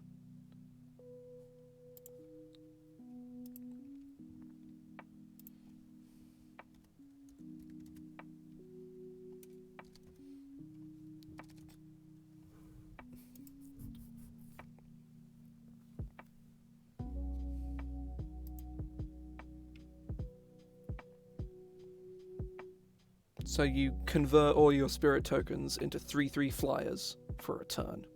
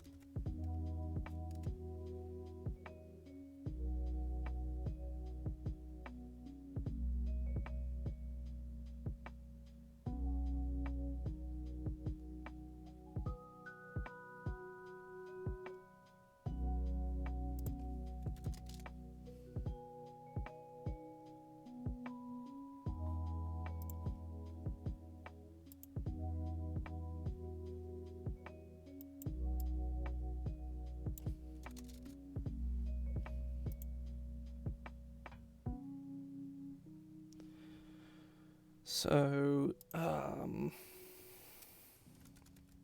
Ritual Manifestation, Soul,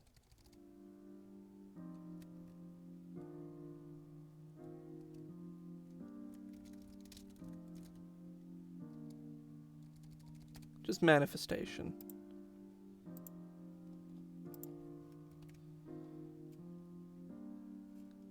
Oh.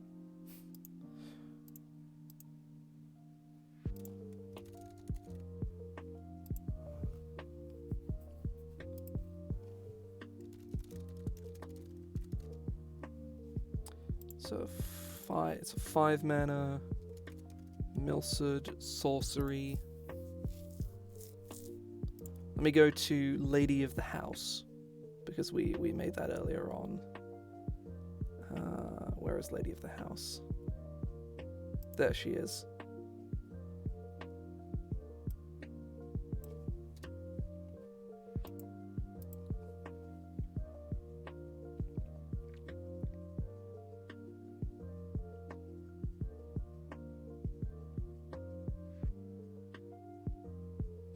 How did Tarkir do it, though? Because they don't seem to have done anything at all. And I also don't think signposts were a thing when Tarkir was around, because signposts, to my knowledge, started with Theros. But maybe Theros was before Tarkir? I don't actually know. Let's find out.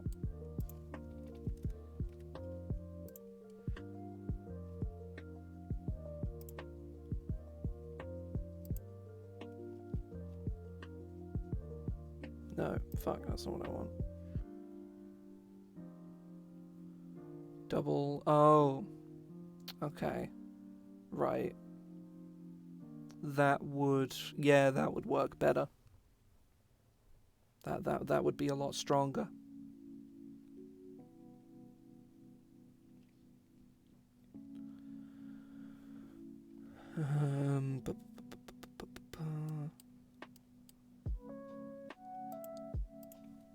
List of sets. Is there a list of sets anywhere? Oh, it's here. Hey, Portal 3 Kingdoms. Oh, there's multiple Portal sets. I didn't actually know that.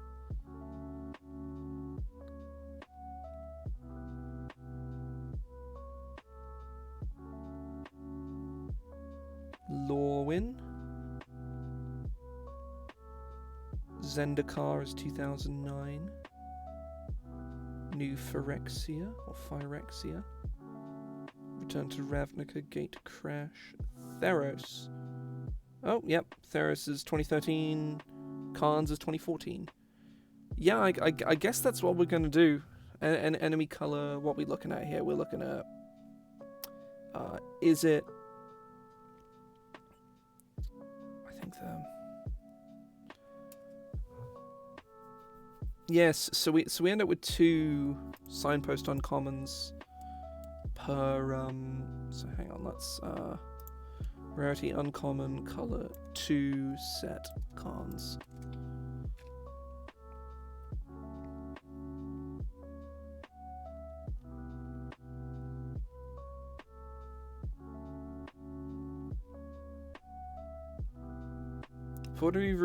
For whatever reason, Kintree Invocation, despite being, you know, distinctly an Abzan thing, is not marked with Abzan at all, which is very strange. And Secret Plans is not marked. And that's Master of the... Yeah, these should all be marked as with clan symbols, because this is Tima, this is... Oh, that's weird. See, I guess we're doing a creature... I mean, none of these are really signposts. I mean, the Chief of the Edge... Oh no, Chief of the Scale kind of is.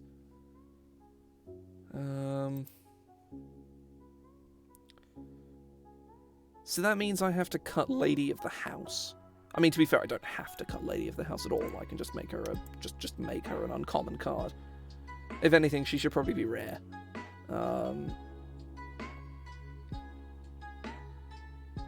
Or uncommon. She could probably be uncommon.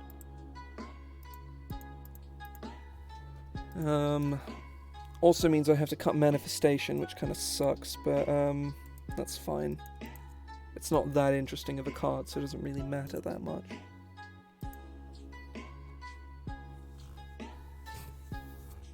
So what we need to do now is list all the enemy color.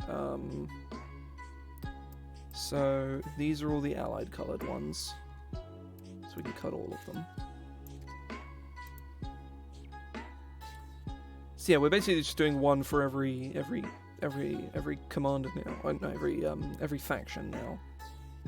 So Boros, so we do a spell. Do they fit together though? That's yeah. There doesn't seem to be any distinct synergy between them. And this is just blatantly not a signpost uncommon.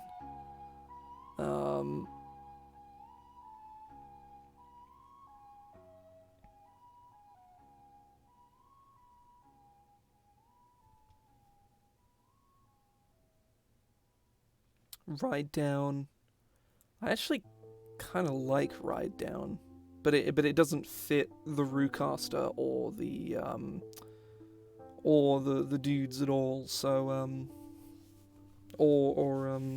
because it would go into Ferox or Tima, but it doesn't. Obviously, it's Boros, so it doesn't work. So Boros.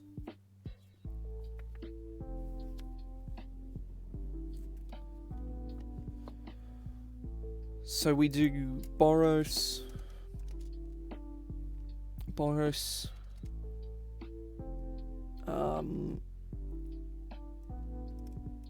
So we do Boros, Lockstar.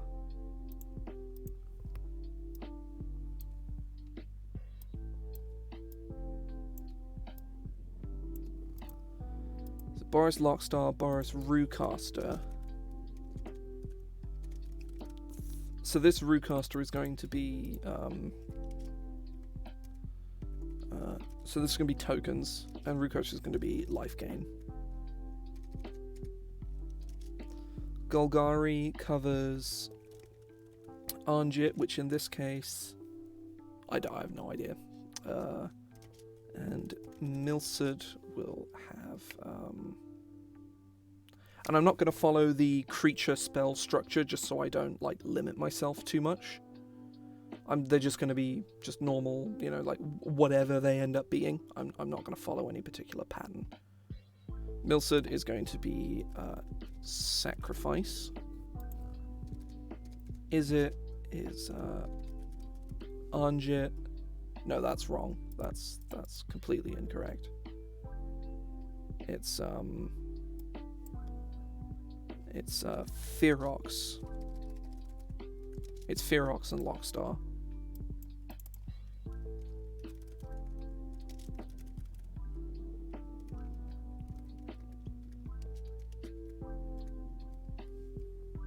fuck knows what these are going to be. Absolutely no clue whatsoever. Orsov is Milsad and Rucaster. Is going to be Life Drain or Life Loss. And Simic is Unjit, which will probably be like Mill or something. Mill ? And Ferox, fuck knows.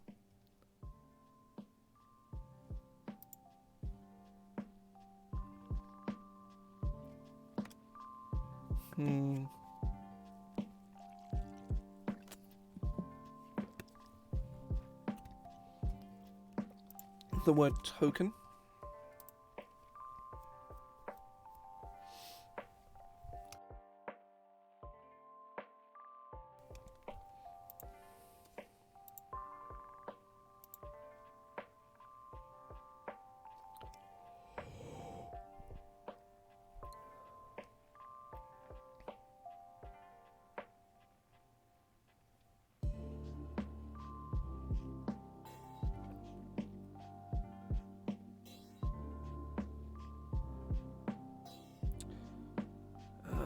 I don't want to have to cut noble exploitation, but if we're having signposts, then...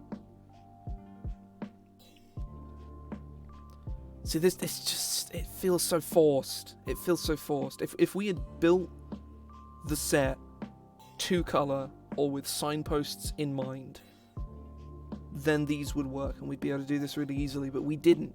We didn't build the set with signposts in mind, and I don't think they're worth putting in. I really don't. I don't like limited. This set is never going to be played in a limited format.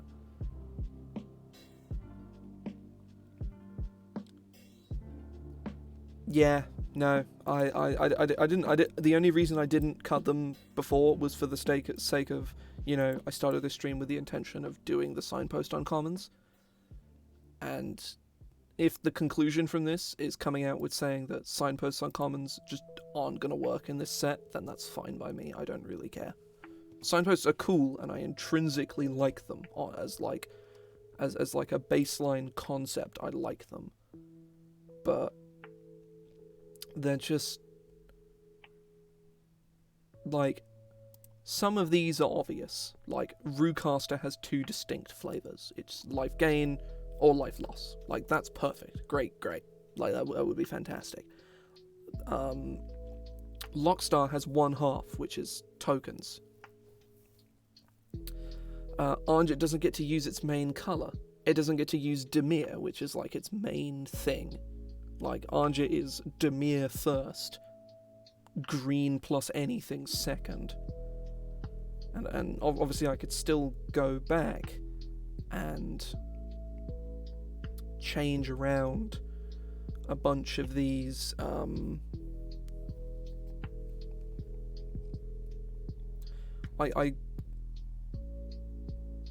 alas, yes. Like I could probably very easily go back and make this an allied color set. Like, I really could. And after dealing with this, I kind of want to, but at the same time, I think there's a lot of charm in having 3 colors. There's a lot of benefit, there's a lot of fun to be gained from it, and I like it a lot. Like this, you know, it's a 3-color set, and that's kind of the character that it's developed as a sort of a kind of weird 3-color set that plays around with plays around with a lot of things.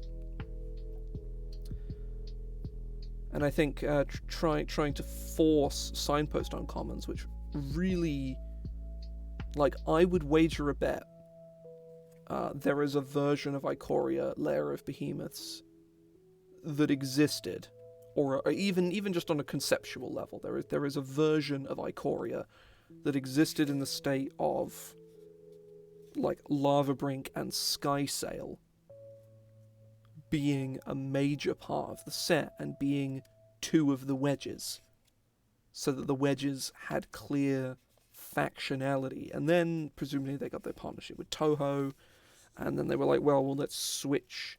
You know, the set isn't about humans versus monsters anymore. The set is about the monsters. I mean, yeah, that's a lot. That's a lot of the issue. There is the green in the faction is not really there. But all of the others work with their, well, that's actually not true at all. I think the main thing that would really suffer is Jeskai would have to resort to being Azorius, which it just isn't.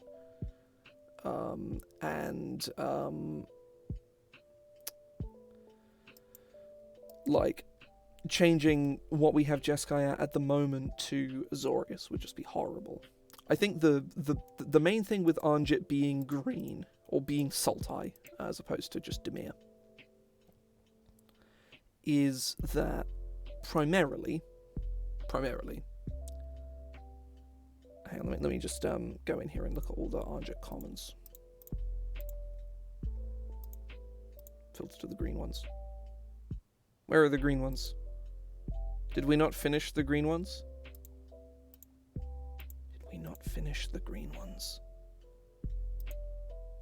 Do they fit green so poorly that I straight up didn't come up with green commons? I did. Oh no. Fuck. Yikes. So that's something to do for the rest of the stream, is try and do that. Because... ooh, that's a spiritual connection, spirit of... what is spiritual connection? Oh, that was the white one.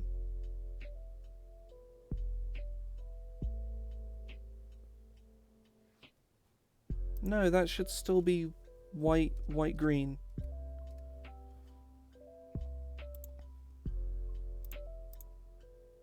Fuck off over there. Fuck off into gold.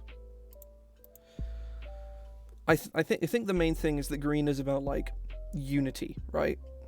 They're about sort of like sticking together, and that's like something that from a flavor level makes a lot of sense for Anjit, but on like a mechanical level, fuck knows how you represent that. I have absolutely no idea. I suppose the best thing to do is to look at how it's represented elsewhere. So how has Sultai been represented in Alara? Alara is a shard set. What the fuck am I talking about? Well, there's only two wedge sets. We got the OGs, and then we have yes, yeah. We'll look at how Sultai has been sort of represented. Like, we'll look at the Sultai brood, and it's not Ketria. What is it? Is it Zagoth? It's might, nature, but communion and community is one of the major things. Yeah, it's Zagoth. I've never seen this art before. This is really nice.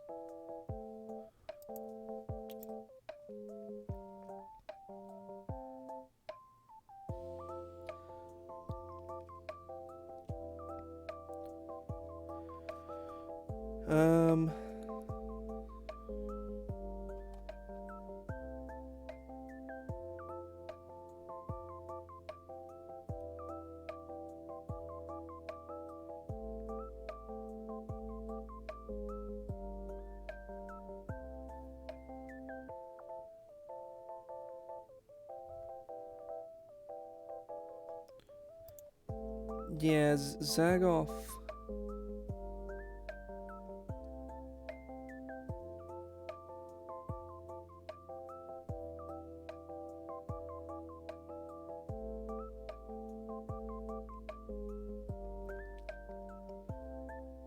Yeah, Broncos literally just wanders out of your yard. And that could be a fun twist on Anjit, but we already have, like, straight up undead dudes. We have, like, we have Mardu vampires. If we go, you know, then we're just copying the Sultai brood. You know, they're conniving necromancers. Like, nah, that's boring. I think the green can come in that they stick together, and they do things their way. You know, it's their way or the highway. We're gonna stick together and do our thing, whether you like it or even know about it or not.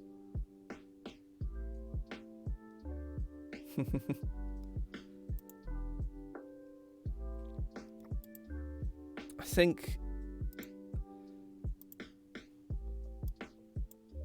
I can't believe I didn't like write this down anywhere.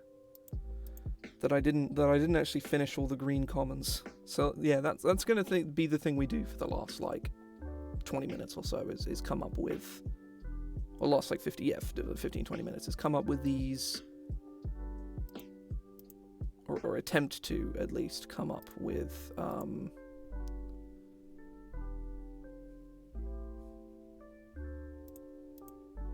these sort of specific cards, and try and come up with an angle of Anjit, because hang on, let's go look at Eris real quick, because Eris is like the leader of the faction. So she's Eris Silver-Tongued. It's costs 3 black or green and a blue. Whenever one or more sources an opponent controls deals damage to another creature that players controls, manipulate one targeting that player. Yeah, it could be kind of interesting. Some kind of ramp. Maybe the flavor is that they don't just kind of get their resources; they steal their resources. Because if I remember correctly, green is tertiary in every single party subtype, right? Like of all 4 party colors, green is like sort of secondary or tertiary in all of them. So we can have green rogues as much as we want, which is good. So we could have green rogues.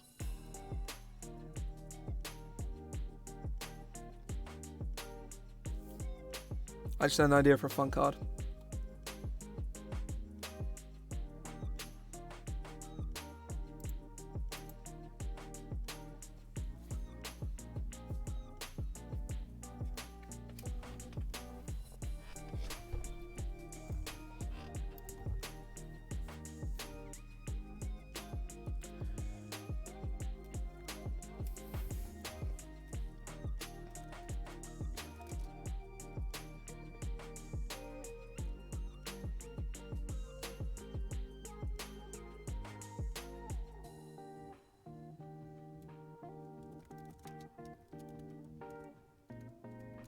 Trade Negotiator. So he's green. Costs like 3 and a green. And at the beginning of, or when Trade Negotiator enters the battlefield, create 2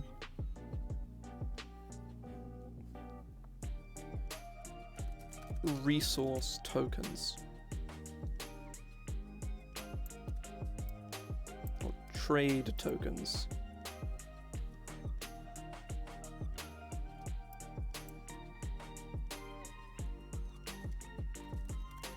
Two treasure tokens? No, see, treasure feels very out of flavor for them.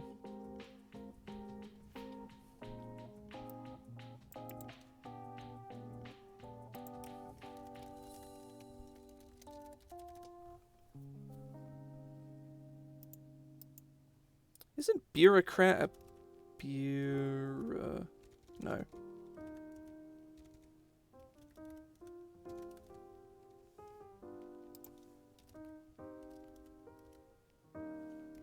Oh, that's because I can't fucking spell bureaucrat. Oh, it's because bureaucrat used to be a creature type.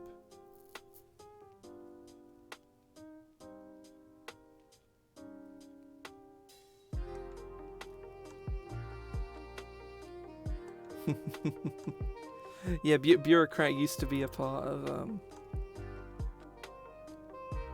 Ooh. See, I was thinking you just get a resource, like an artifact that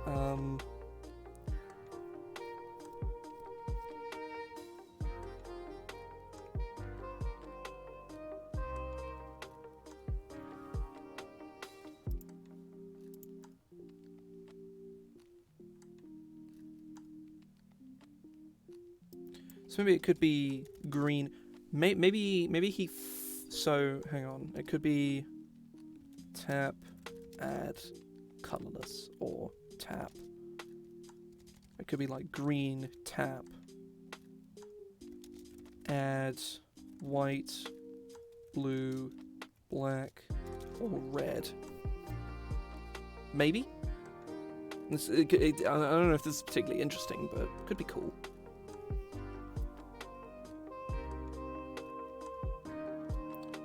Certainly a useful card to have in a multicolour set. Though we do have a lot of ramp at common, I think.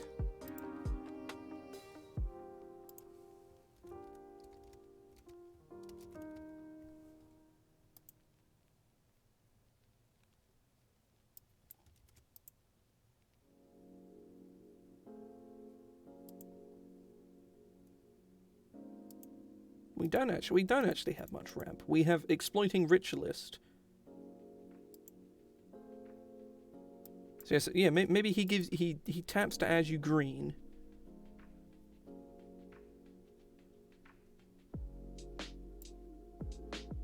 No,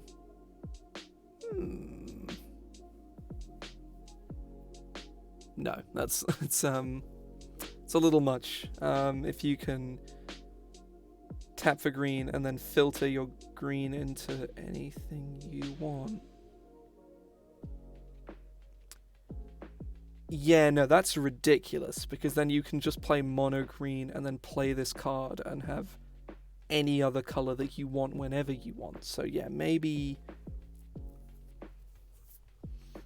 not.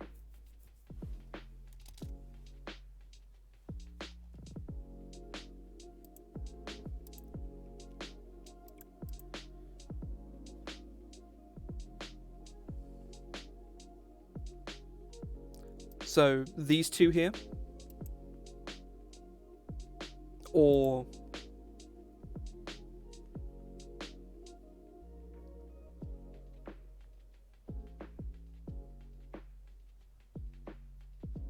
so just leave it like this, and maybe as you can have him like a 2/2 or something, or maybe make him like a competent blocker and make him like a 1/3 or something. Because that's a pretty spicy card. It's like a 1/3 or something.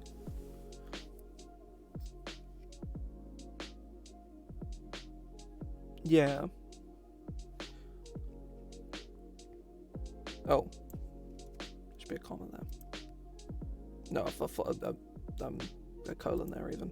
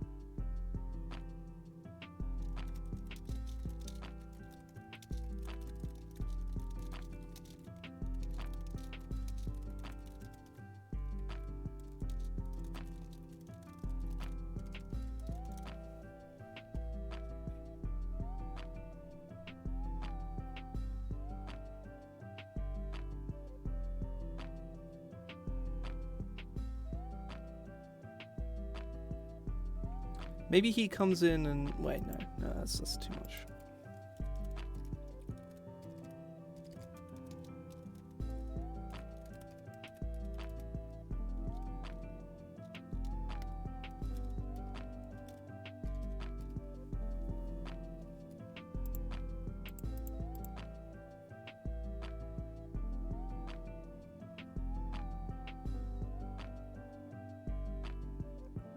Does green have any form of creature protection?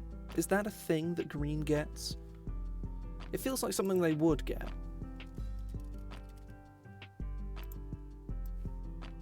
Let us find out.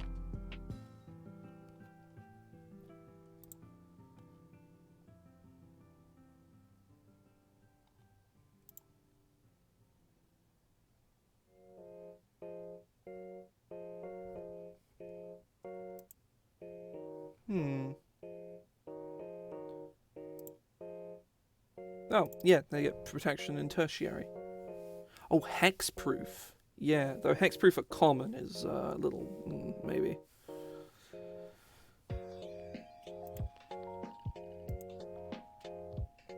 So my thought was we have a body double.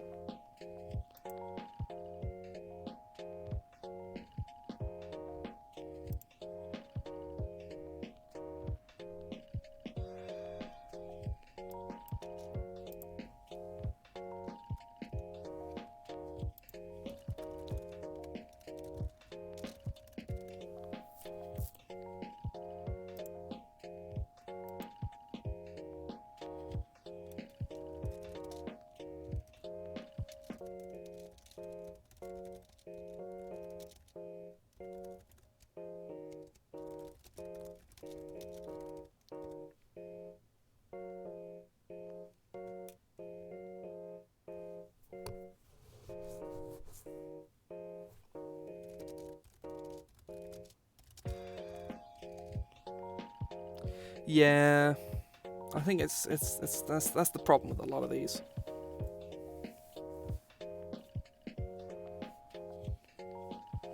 Maybe it's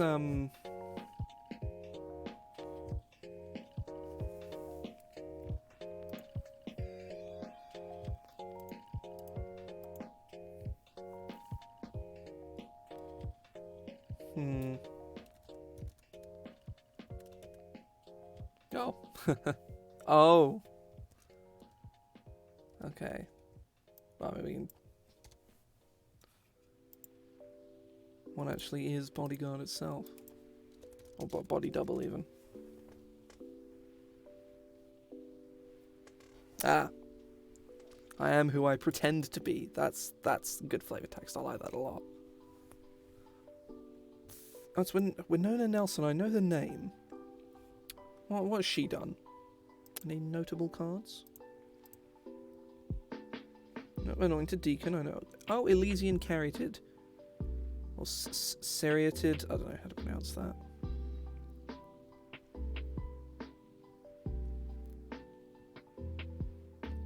Chittering Witch.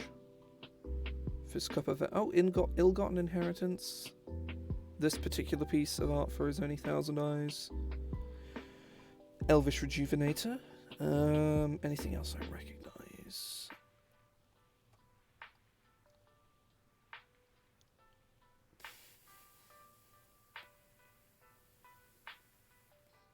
Oh, Timna the Weaver. Oh, Oval Chase Daredevil. Hell yeah. Oh, did Arlen Cord. Sweet.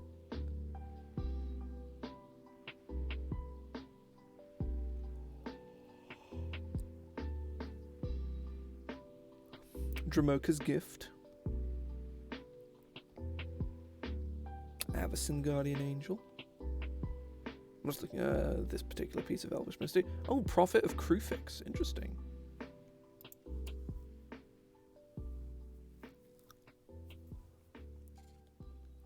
OG Bruno. Oh, Mark of the Vampire. Which is in this set.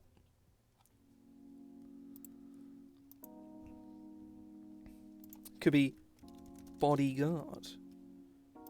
The chosen creature has hexproof for as long as you control Bodyguard. Brutish Bodyguard.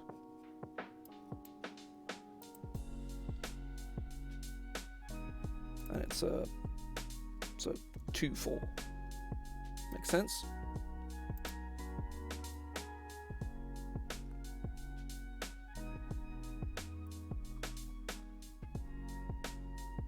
Or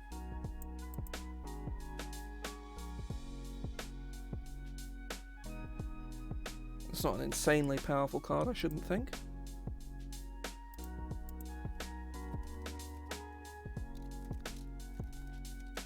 Also, Bodyguard is one word, isn't it?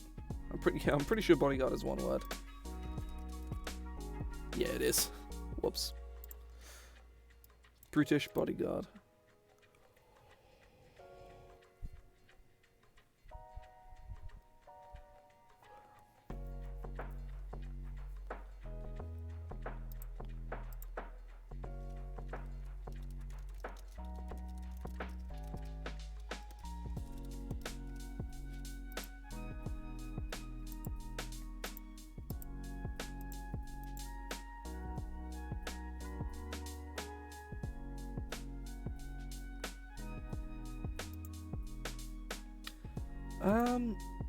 Yeah, I think I'm kind of happy with what we've done today, even though we axed the signpost uncommons. So yeah, I think next time we look at this, which may well be later on this weekend, I'm not sure, we're gonna look at more card cycles. Because we have these card cycle concepts here. I want to do some split cards. I want to do this cycle here, which we've kind of already started. I want to define the rest of this list. The common artifact cycle, which we've kind of already started. Because we have Altar of Souls and Blackmail material.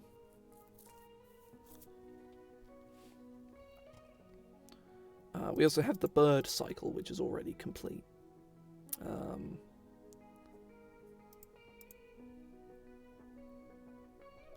Sadly, I got rid of the old Raven of Ill Omens stuff because it was just ridiculous. But all of the other raptors or birds are still here.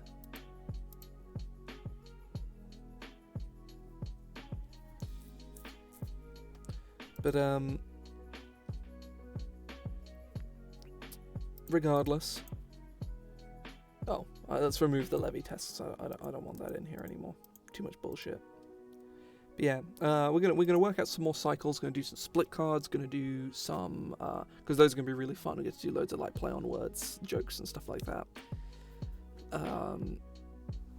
Oh, I just came up with a really good idea for an Aftermath card.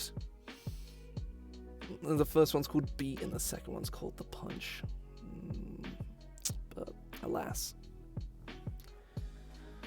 We're gonna work on some cycles next time we look at this, which will like I said, which will probably be later on this weekend. I'm looking at streaming tomorrow evening and tomorrow and Sunday evening as well, potentially Sunday afternoon too, but I don't know. Either way, thanks for sticking around today, folks.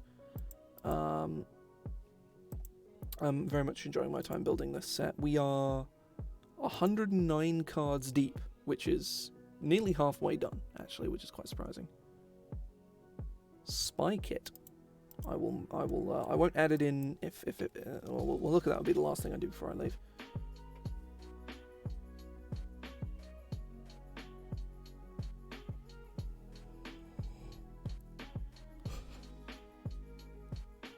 I like it. I like it a lot. That's good. That's good. Oh, it's the sincerest form of treachery. Oh, that's good. I like that. I like that a lot. Either way, thanks for sticking around today, folks. I will hopefully be streaming something tomorrow evening. Probably going to be Hades, I think. I'm going to stream some more Hades. But yeah. See ya. Oh, actually, I'll see if I'm going to raid. Is there anyone to raid? There is. We will go and raid Finn the Bin. So I've realised people are actually streaming today. So let's go. I'm playing Pokemon Black, or I think Blaze Black.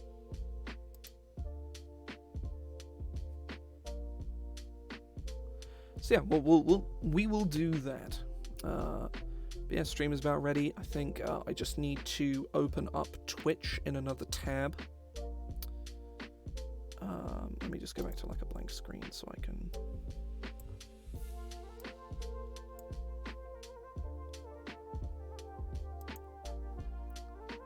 Yeah, I'm just opening up FinStream, another tab. Okay. I am gonna head off now. Thanks very much for sticking around today. See ya.